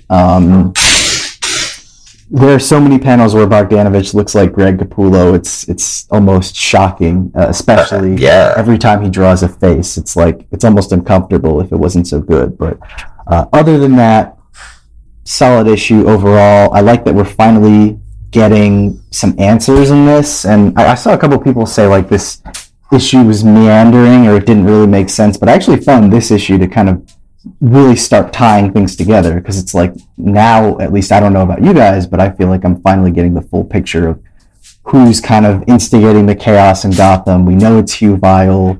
We know that clearly there's some ulterior motive as to why he wants it. Power, obviously, but... You good? Okay, yeah, power, obviously, and something like that, but it feels like we're finally kind of tying everything together. So I actually didn't really feel that it was, meandering or crazy. I felt like it was actually really pulling things together. So I'm still really enjoying this book. We didn't get a ton of revelations though, but like I said, it's still doing a solid job. So I ended up giving this one an 8.25 out of 10. It gave us a great picture of who Worth is without us having to suffer through some kind of a flashback issue. Yeah, or unnecessary exposition or something like that. Exactly. So we just got to see his character being shown to us throughout, naturally throughout the story. That's good story writing. But it's funny that you said you had 5 words to start your review. I have 6 sentences. All right. They are: Dan Mora professionally assassinates covers, period. Oh yeah, he's awesome. Oh my fucking, this is so good. I think he's getting better and better every time I see him draw. And Jordie Bellaire is kicking ass. Bogdanovich is great. Inks and pencils. He gave Batman eyes without making it look too weird. Did you notice that? Mm. Only on the I still thought it was kind of weird. Yeah. But yeah. I mean, I've seen it done a lot worse. And I think for what I've seen before, this is definitely acceptable. Mhm. But story wise, what the hell is happening? This Worth guy kind of fucked up Batman, and wow, he's got influence over everything. Yeah. I'm not sure what he blew up at the end. Is it the office or where Batman is? I think it's where Batman is. Because Donovan, when she's like let out of the chair, she says something about the office. Or it could be both. I don't know. It could be both. It's a hell of an explosion, though, so something didn't make it through it. And Batman and Huntress together as a team is a huge yes, please. 8.75 out of 10 for me. All day long. Very cool. Yeah, the art is just fantastic. The one thing I was kind of having a trouble with, and I think Mr. Worth is a fantastic character, but he's being described as a financier for crime lords, and he's never been on Batman's radar before. Like, I know he's a brand new character, but it just seems a little odd to put that spin on his story and him not be a character before. It just seems kind of odd. Like, if he's a financier for crime lords in that regard, it's definitely something that probably could have popped up in the past. But besides all that, this is a solid issue, I thought. Yeah, Huntress and Batman makes such a terrific team. I didn't realize that she knew Batman's identity. Oh, yeah. I guess that makes sense. But I'm also kind of confused. Like, still, if this is the same Huntress that was in Grayson, or what, Helena Bertinelli, or if, like, Reset Universe shenanigans is a different character. No, it's not. What's her name? I can't even remember what the hell her name is. This is Bertinelli. I can tell by the way she talks. This isn't Helena Wayne. This is Helena Wayne. No. That's her name. But Future. you can. I think you can kind of assume at this point that, like, I guess she would have the memories of both. Oh yeah, her time in Spiral, as well as the memories of like everything that happened before, during Nomad's Land and the Birds of Prey and all that stuff. Mm-hmm. I do forget that everything is remembered. I have that mantra like stuck in my head. It's like everything is remembered. Yeah, everything matters. It isn't the mantra. Only some people remember. Some people think it's bullshit. Mm-hmm. But everything matters. That's the mantra. Yeah. Oh yeah. I mean, you'll still get people saying that doesn't matter, but it matters. There's always somebody who's gonna say, "No, you're wrong." What the hell are you reading the comics, man? Yeah. They're like, I don't care how the story goes. It's okay. I just enjoy it. If you wasted 2 hours watching a movie and it just started out in the middle of some kind of story and it ended in the middle of some kind of story, are you gonna feel like that was a good story? Fuck no, you're not going to. Why would you accept that from a comic book? Yeah.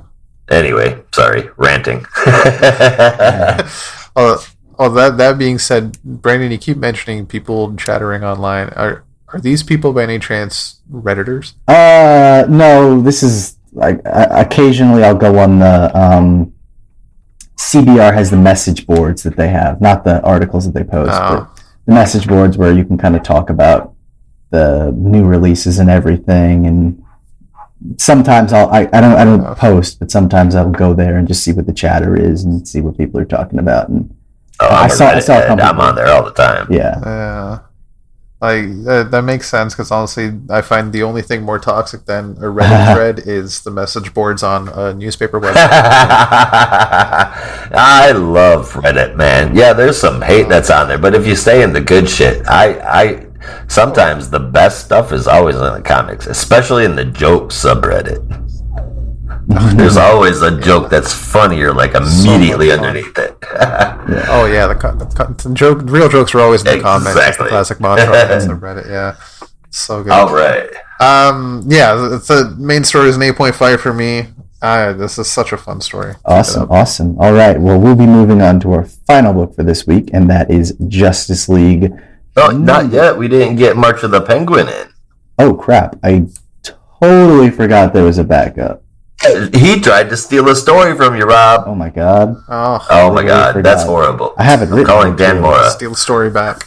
Maybe that speaks to the quality of the story that I literally forgot it was there.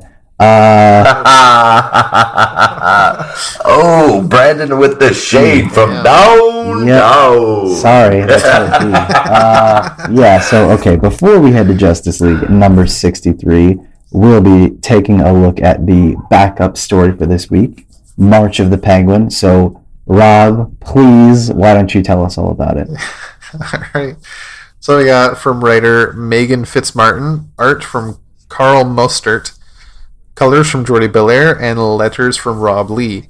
The Penguin is getting taken down by the Batgirls, but before they can finish off, Oracle calls him away for an emergency. This emergency is Mr. Worth going ham on Gotham buildings. The Penguin takes this opportunity to round up his remaining thugs and escape.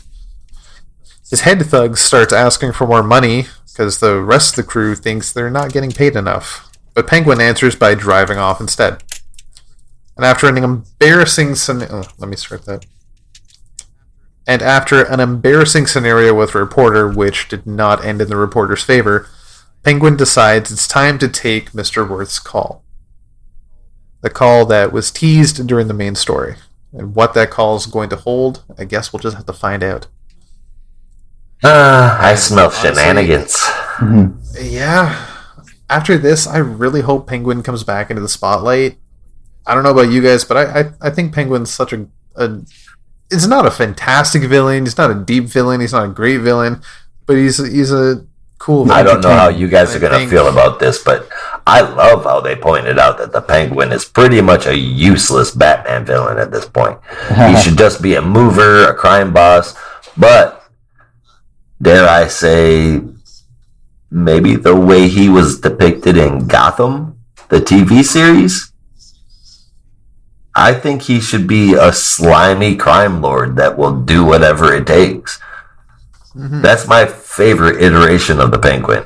You know, maybe not exactly that, but yeah, well, he's not a mastermind. You know, he's not Riddler or anything like that.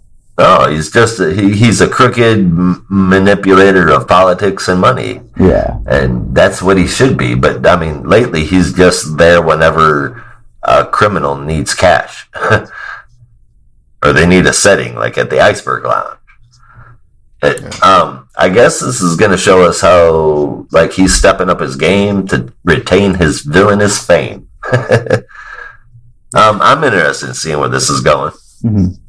The art is worth looking at again, that's for sure. I'd like to see what Miss Fitzmartin has to offer with this washed up Penguin. 7.75 out of 10 for me. Yeah, if I hadn't literally just forgotten that this story was in here, I might have, I don't know, I might have scored it a little higher, but looking at my score and kind of running through the story again, it was fun, but it was just kind of like it's like a Penguin story. Like, it ties into the character and where he is now. That's about it. Like, I gave it a 7 out of 10. It was just kind of there for me this week. The whole book continues to kick ass. More Huntress than Batman. Yes, yeah. They make a great team. And even if this is the transition over to a total Huntress book, that would be even more awesome. But altogether, it gets an 8 out of 10, man. Oh, that would be fantastic. I know I've said before, Detective Comics does not have to be a Batman book. Nope. There's so many detectives in the DC world. I mean, there's still, I don't know if it's really a debate, but DC stands for Detective Comics. Yep. And they got their start with detectives. It doesn't have to be a Batman book. Batman's got enough books. Let's have some more detectives in it. Yep. I'm talking Tim Drake, The Question, Kate Kane. There's so many people that could be on that book. I'm with you, man. Exactly. Yeah, so I had 8.5 and an 8 out of 10. I'll give it an 8.25. I think it was a solid issue.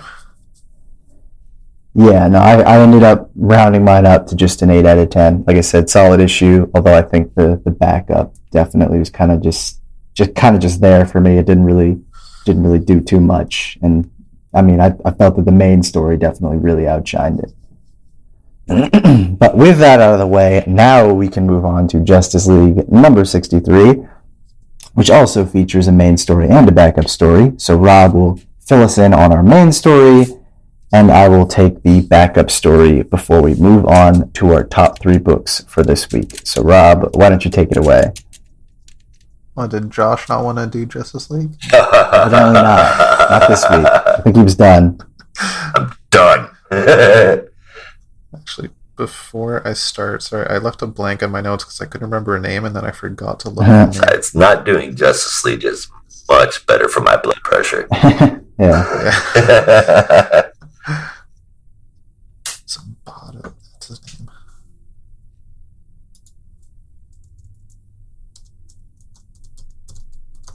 I was pleasantly surprised by my top 3 this week. I can't wait to get to that part. Yeah.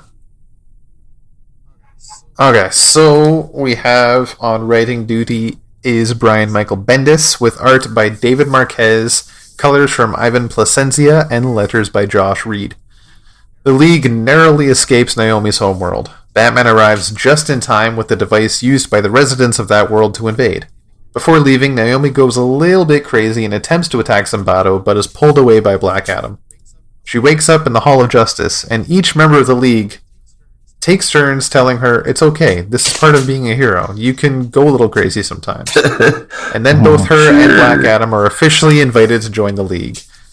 Now, what the hell? The cover? I know you can never... that was such clickbait, though. Such clickbait. It was so clickbait.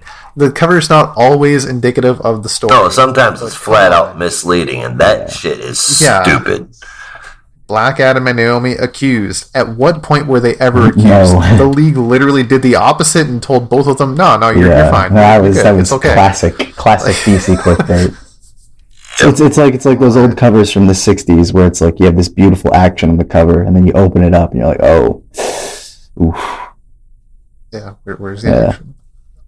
The art on the cover I thought was really good, but it's so misleading. Yeah. And I was wondering, why are they on trial? What did Black Adam do this time? Did he kill somebody? And no, he didn't. He actually did the right thing. I don't know. The art again is great, but the voices just aren't there. There's wasted word bubbles and inconsistent placement on the characters is just messy still, but we'll see. I'm just happy to see Green Arrow in a book being a hero. But this is a 5.5 out of 10 for me. I actually scored this one a little higher this week just because I thought the ending, the way that it all kind of tied together, not necessarily the story itself, which, I mean, if I'm being honest, the first half was really messy.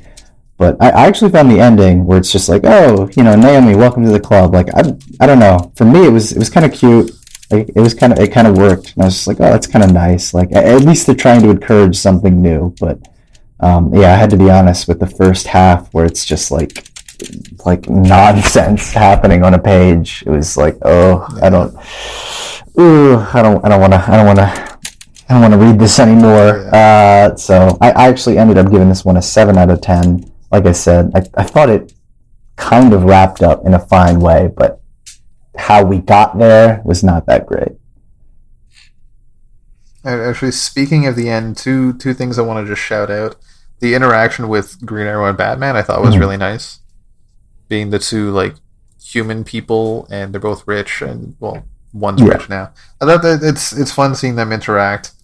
And also, just before that, you had Superman, Black Adam, and Hippolyta talking about stuff, and at some point it's mentioned, I think twice, that there used to be cows here.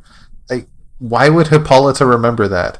She spent her life on Themyscira. I assume they were talking about, before they went to Themyscira, and she remembers this land, but even that's kind of a stretch.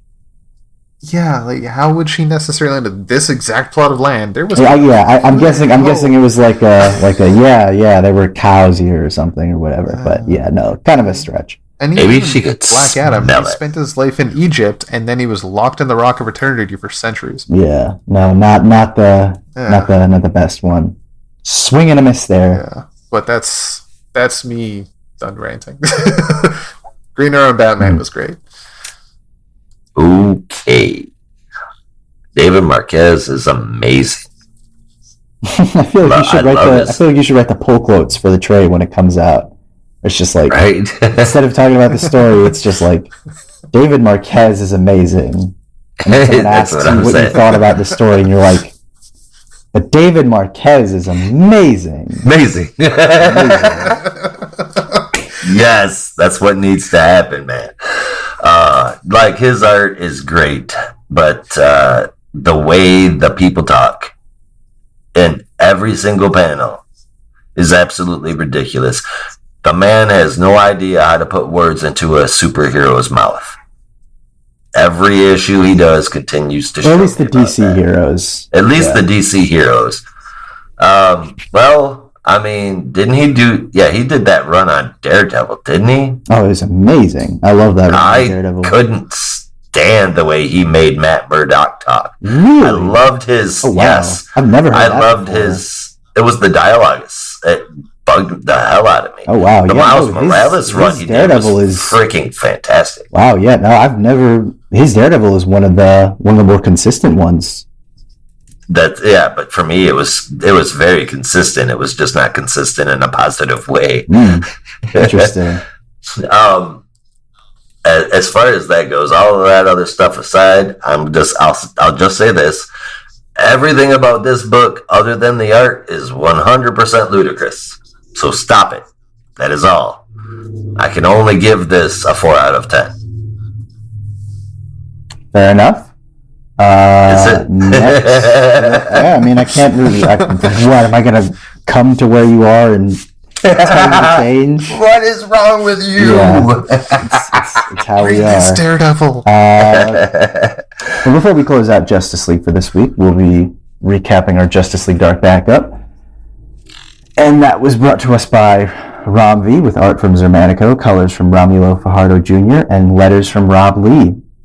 So this story can basically be broken down into 3 sections, so I will do that here.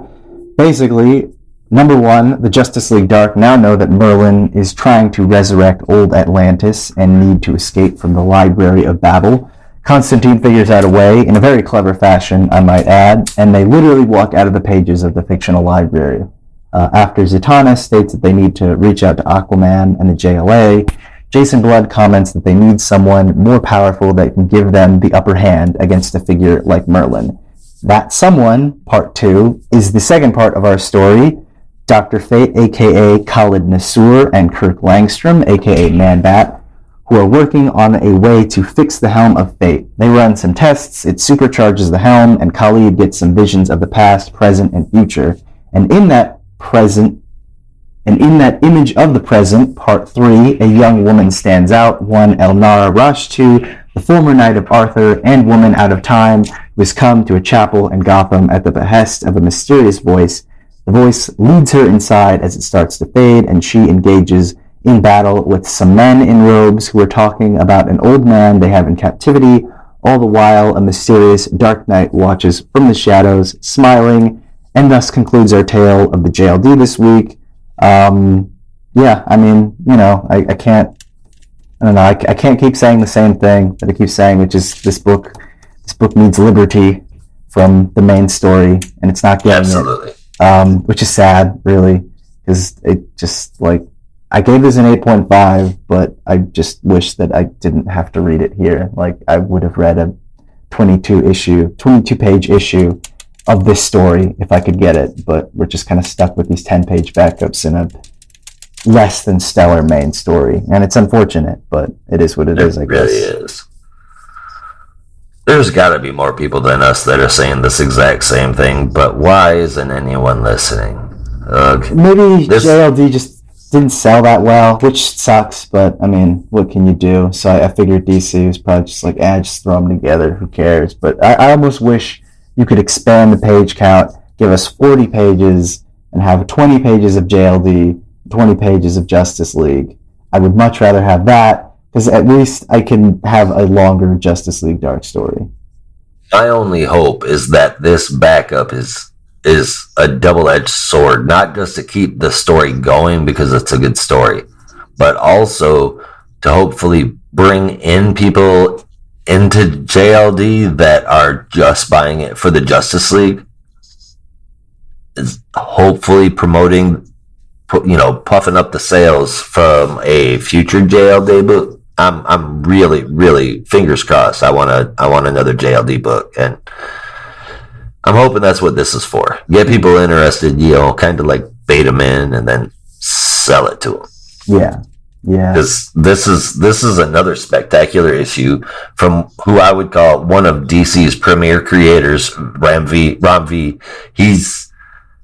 I have not read anything that this dude has written that I didn't like, indie or otherwise. Yeah. And although I actually got a lot of crap for this, but I don't know if you guys had a chance to read Blue and Green. Yes, I did. It didn't do it for me. I really wanted it to. I like we were talking before the podcast, but I'm a huge fan of jazz, and Blue and Green, great Miles Davis album. But that one, and I tried really hard. I read it twice, and it just didn't land for me.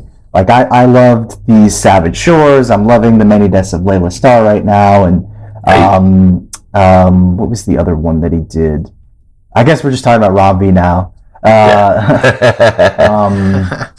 Oh God! I love Blue and Green. Man. Yeah, Graffiti's Wall. That was it. Graffiti. Yeah. These are great ones, but I was like Blue and Green. I think a lot of people fell flat with it because they were complaining about the pace. It felt like it was just dragging. Yeah. But to me, I was just like that whole bluegrass, jazz, deal with the devil, mystery kind of stuff. I'm a sucker for any of that legend stuff going on, and especially back in that day.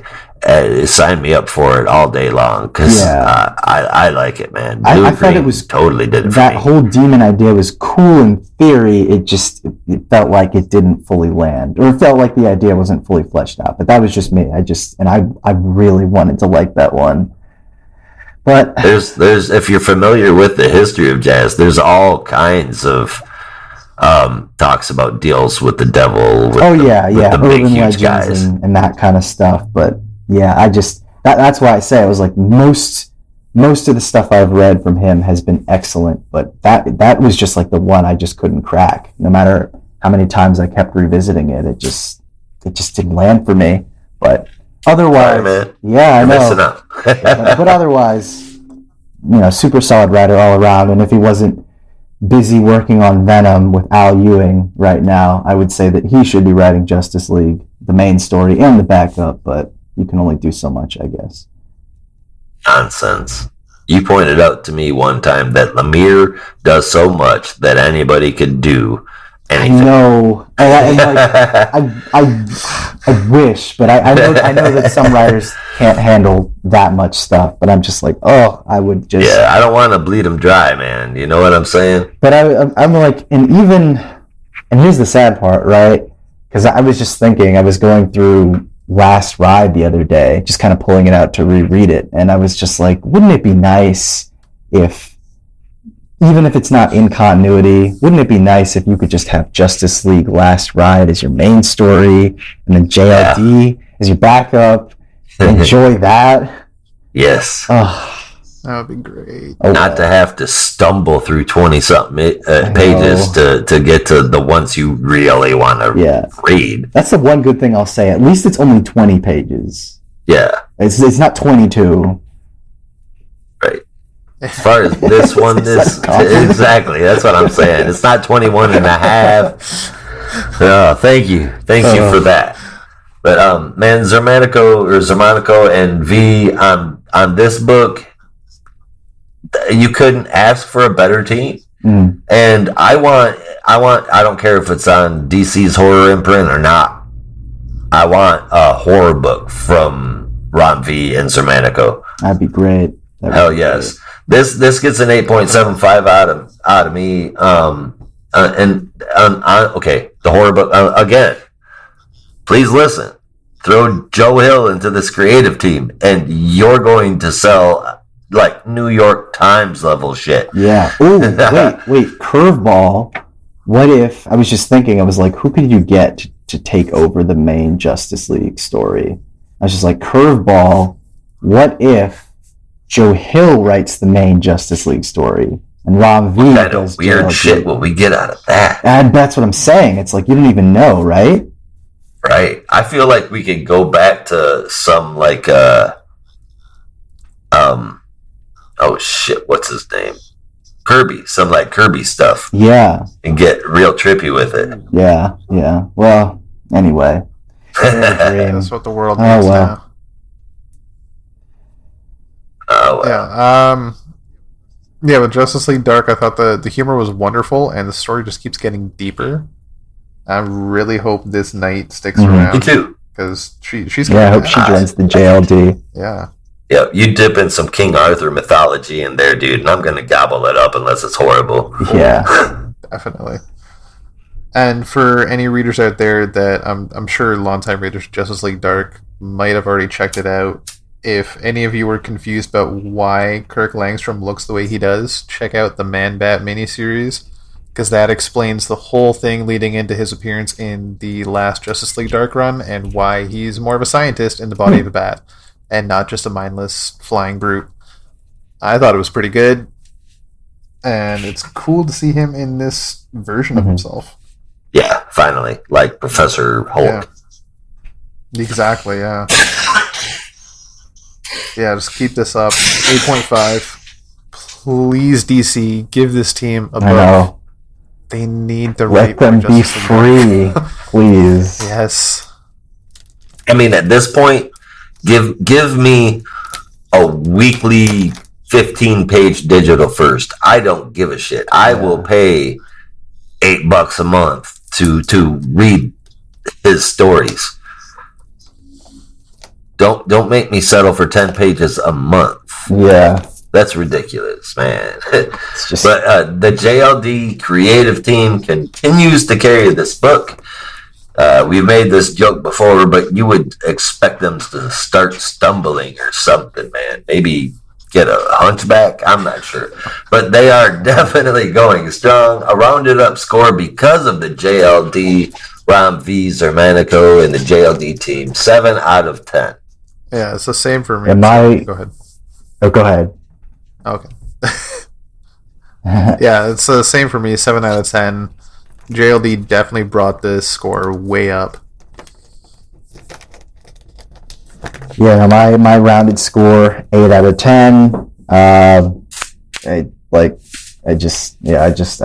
just wish this book could be free. I just wish I could read a Justice League Dark book that is separate. That's all I want. Always, Crack it open cover to cover and not have to grimace at all. Yeah. That just, Yeah. Am I asking too much? I don't It think feels so. like I'm not, but I might be. I don't know. guys, I Oh, figured wow. it out. All we have to do to get this to happen is we have to find the Library of Babel and write it down in a book that Justice yes. League Dark gets its own book, and then it'll happen. That's all we have to Or Uh, we'll get copies of it. Yeah. We'll dude, get copies of it. if you give me the address, I've got excellent do. GPS. Perfect. I'll get right Perfect. on. All right, it's a plan. It's a plan. Awesome, man. All right. Well, now that that's done, let's break down our top 3 books for this week and a standout moment, if you have one. Rob, please kick it off and get us started. So my top 3, starting at number 3, I have Harley Quinn. I actually really enjoyed this issue, and Whoa. again, like I've said before, I'm a Riley Rossmo fan, and I thought the art really hit it in this issue. Hey, I'm right there with you. It was just fun. It was on one of my highest scoring books, and there was a toss up between this and one other. I don't remember what the other one was. Oh, it was Batman Reptilian, and I enjoyed the fun in Harley Quinn a bit more. I'm gonna. You put Reptilian on the same level as Harley. Oh I'm gonna get man, off the show now. Hey, it's all subjective. It's all subjective. I am so mind blown. Hey, they're both fantastic books for me, but I loved the fun of Harley Quinn a bit more. Number 2, I had Robin, just a fantastic Mortal Kombat story. if Scorpion shows up, which is not a far cry because it's all Warner Brothers, I'm just gonna flip my shit. But Oh god, that would be hilarious. insane. And you know, Damien would give him a ton of crap. Even your if mask it's is just stupid. like a one-off panel, like a portal just opens up on the island, and it's a God. portal to Netherworld, and Scorpion pops out, and like Robin just drop kicks him back in the portal, and the portal closes, and that's the last we see of it. That'd be amazing. That would be hilarious. Wait a minute. If we're going full-on crossover shit, we could get the Animaniacs, we could get Darkwing Duck, Launchpad McQuack. You could be kicking the shit out of Does everybody from Warner WB Brothers. own Mortal Kombat? Yeah. I have Yeah, no they idea. own Mortal Okay. Kombat. Yeah, because I'm like, if Marvel can do those brief little cameo crossovers with Fortnite they were doing a couple months back, they could probably squeeze in a Scorpion cameo if they really wanted Oh, to. definitely. Fortnite's making up that licensing as they go along. They just have that big, huge Batman Fortnite 0 point event where they give out Fortnite bonus stuff every time you buy a comic book from them. There was never a better way to sell books. Mhm. Yeah. Right? Or sell additional books. Yeah. Darkwing Duck and Batman cross. Oh, that would be amazing. Oh God. Am I wrong? When there's trouble, you call DW. Brandon might be too young to remember that. Yeah, that's a little before my time. Oh, You don't know what you're missing, Brandon. It's so good. I'll check it out on YouTube or something. Oh man, it's so good. Yeah, but that's enough Elseworlds talk for now. Yeah, right. So, well, speaking of Elseworlds, actually, my number one is Infinite Frontier. It's such a good setup. Oh my god! And I actually had my favorite moment with Roy Harper, Black Lantern. Oh god, yeah, That was sick. that was so good. That was your favorite That was moment, my too? favorite moment. Yeah, that was pretty cool. I saw the Black Fist and I was like, what the fuck? I flipped it and I was like, whoa, what the fuck? My wife gets a kick out of me when I'm reading comic books because I don't say it in my head. See, I wish I could have been surprised like that, but I'd seen like a spoiler or something that he was wearing the Black Lantern ring, so I was like, because they had been teasing that he was going to have a new power, and someone said it was going to be like a Black Lantern ring, so I was kind of had that in the back of my head, and then I saw it, and I was like, oh, crap, nerd. Yeah, I mean, I've heard some of the other podcasts suggest that was a possibility, and I think we even talked about that being a possibility. But I mean, there were a bunch of different possibilities that were going on. I still wasn't expecting. I mean, sure, him coming back as a Black Lantern, that's one thing, but him coming back as a Black Lantern made up of a whole squadron of Black Lanterns that are all him, because he was knocked out. Right? He was messed up. And those other people the other hymns came to the rescue, and he was like, thank you guys, and that's when his mind was blown. So like there are multiple versions of Roy Harper now. All of them Black Lanterns. That's the interpretation I got from it. Am I crazy? I saw them as just constructs, like subconsciously, but it could be like a whole Orange Lantern thing where maybe they are different versions of him that are constructed in that way. See, isn't that the much better, cooler version? Like Roy Harper's? Oh. The only thing better would be 6. All right, man. That's cool.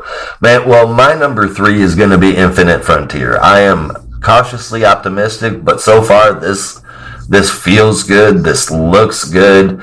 I am in. I guess they had enough pages to pull me all the way in there, man. I need to see how that's going to go. So number 3. Number 2 is Mr. Miracle. Mr. Miracle kicks ass. This issue is kicking ass. Please keep kicking ass. And my number 1 is Batman Reptilian. Rob. Wow. I mean, I like Ennis, even if his Brit slips through. We do need to nail that down a bit, bud. But yeah, dude, this is good. And hear me, like literally anything Liam Sharpie Sharp does with art is worthy of a purchase, even if you don't like the story. I would take anything from him on my wall. You follow us on Twitter, so, you know, I could DM you that address. And my favorite moment this week was Damien showing off with the knife, man.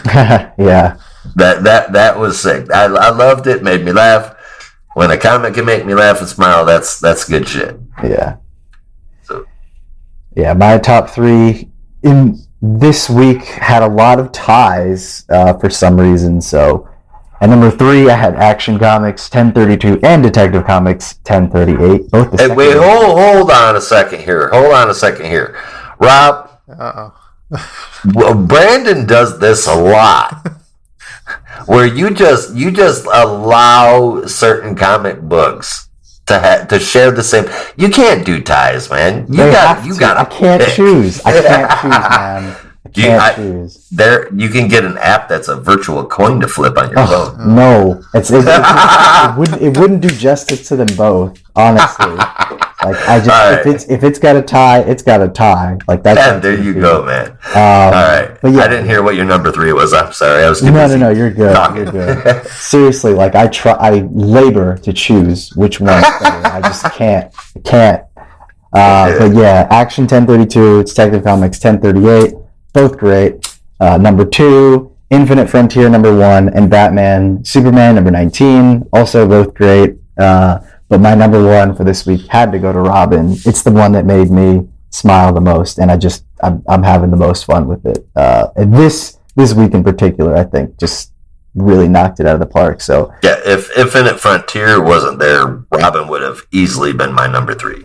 Yeah, and it just my favorite moment for this week. Kind of already said it, but it was that splash of Connor and Robin just talking about how terrible their dads are. I was just like, oh, I'm gonna love this. Yeah, so that was so cool. Yeah. I'm gonna love the book that you psychically predicted. Oh, I hope you're right. Honestly, I mean, we have a habit of doing that, but I'm just saying. I won't say it's impossible, but I hope you're right. But we speak it into existence. Yes, and then it shall be. But that was fun. But this is even more fun. It's time for the biggest stinker. Oh, that's nasty. Which title made your stink list today, guys? I think I already know Josh's, but Rob, why don't you go first? Okay, so like if you have a problem with ties, Josh, it's going to be awkward. I prematurely wrote my biggest stinker down. Like when I first started writing down my notes and I got down to the bottom, I wrote biggest stinker. I just like instinctively wrote Justice League before I even finished the book, and I never actually went back to amend it. And then while we were going through all the books today, I thought, okay, let's like revisit real quick. Is this accurate? And honestly, I cannot decide between Justice League and Wonder Woman, and I gave them both the same overall score, and technically, somehow, I don't know how the hell this happened, Justice League scored slightly higher. But I honestly can't decide between the two, because it's one story that's really interesting and one story that's not, and it's hard to tell. See, one of them has Justice League Dark in it. Yeah. And the other doesn't. Yeah. Well, they're almost like the inverse of each other, where one has a really, I would say, interesting main story, at least for me, and kind of a crappy backup. And the other one has kind of a crappy main story, but a really interesting backup. That's exactly it. See, I think I would be on it with you right there, dude, but because I've enjoyed this story right up until this issue. This issue did not do it for me at all. By the slightest of margins. No, it's not Brian Michael Bendis, guys. By the slightest of margins, the currently released Wonder Woman can't keep up with the currently released Harley Quinn in regards to breaking the wind. P.U. Harley is the dirt. Gross. Ew. Get out. Harley was fun. I just can't look at it, man. Yeah, okay, so I'm basically in the same boat as Rob, where it really is a tie between Justice League and Wonder Woman, or it should be, but I can't in good conscience just stick Justice League Dark under the bus like that. It's just not fair. It's just not right. So much Van V as, should never be on the stink list. I know, Not it's unless just he like- absolutely deserves. much as I do not enjoy the main story of Justice League that much, I can't put it there. So the stink for this week has to go to Wonder Woman 774. Well, not a bad story by any means. I'm sorry, but you just wasn't too great, or at least honestly, the backup is just dragging it down so much. Here's the other thing for me that's working against the Harley story. It seems to be set in the current universe, right?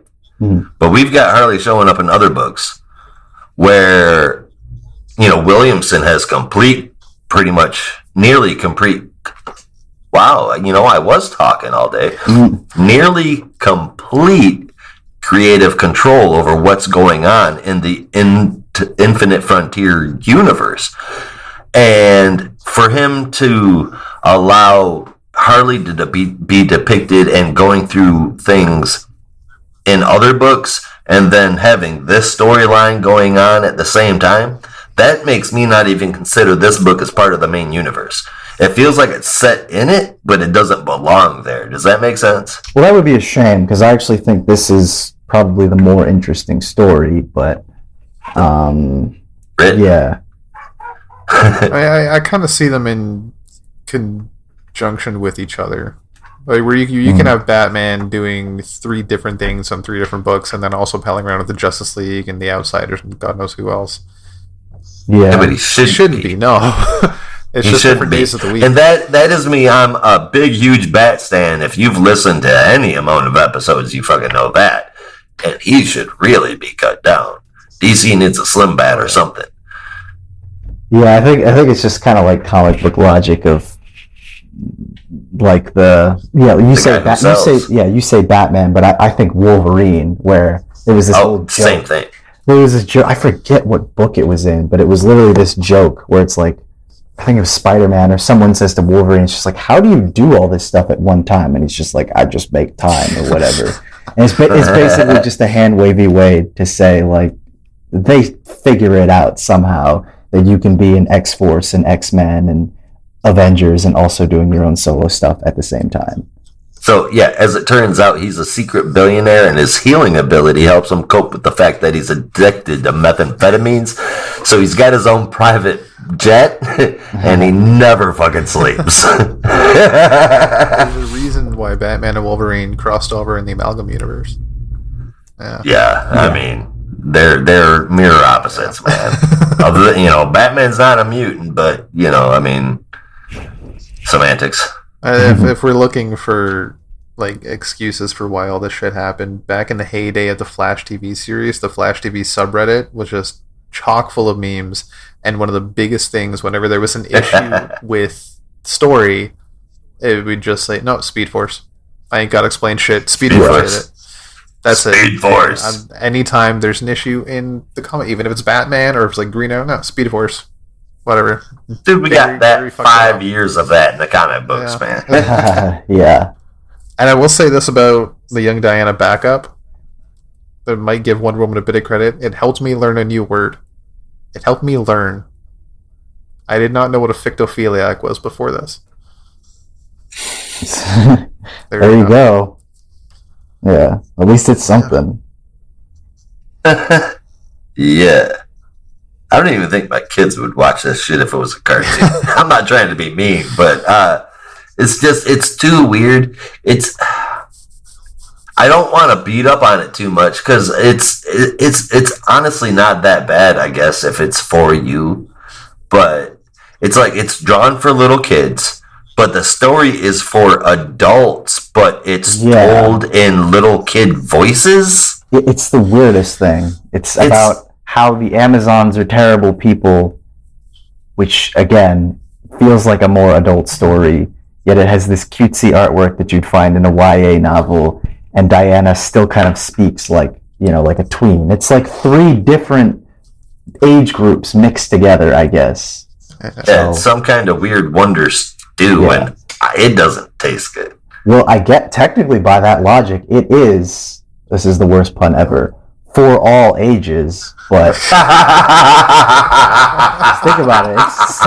It's technically all different age groups. It really is. Kids and teens, tweens, kinda. But anyway, That's awesome. yeah, it's not great. Yes.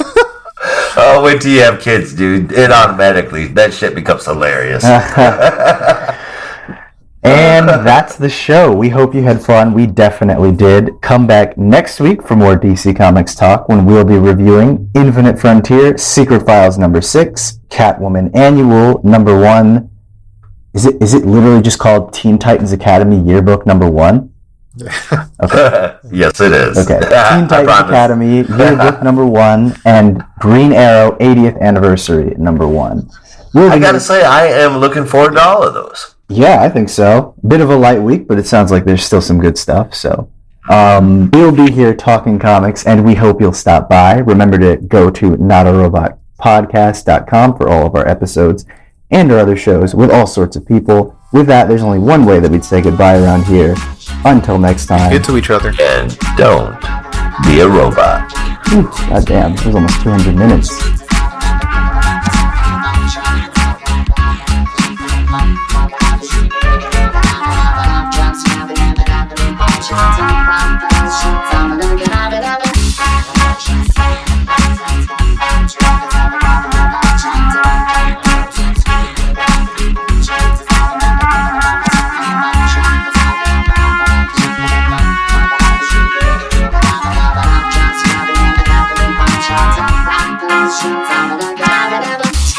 Just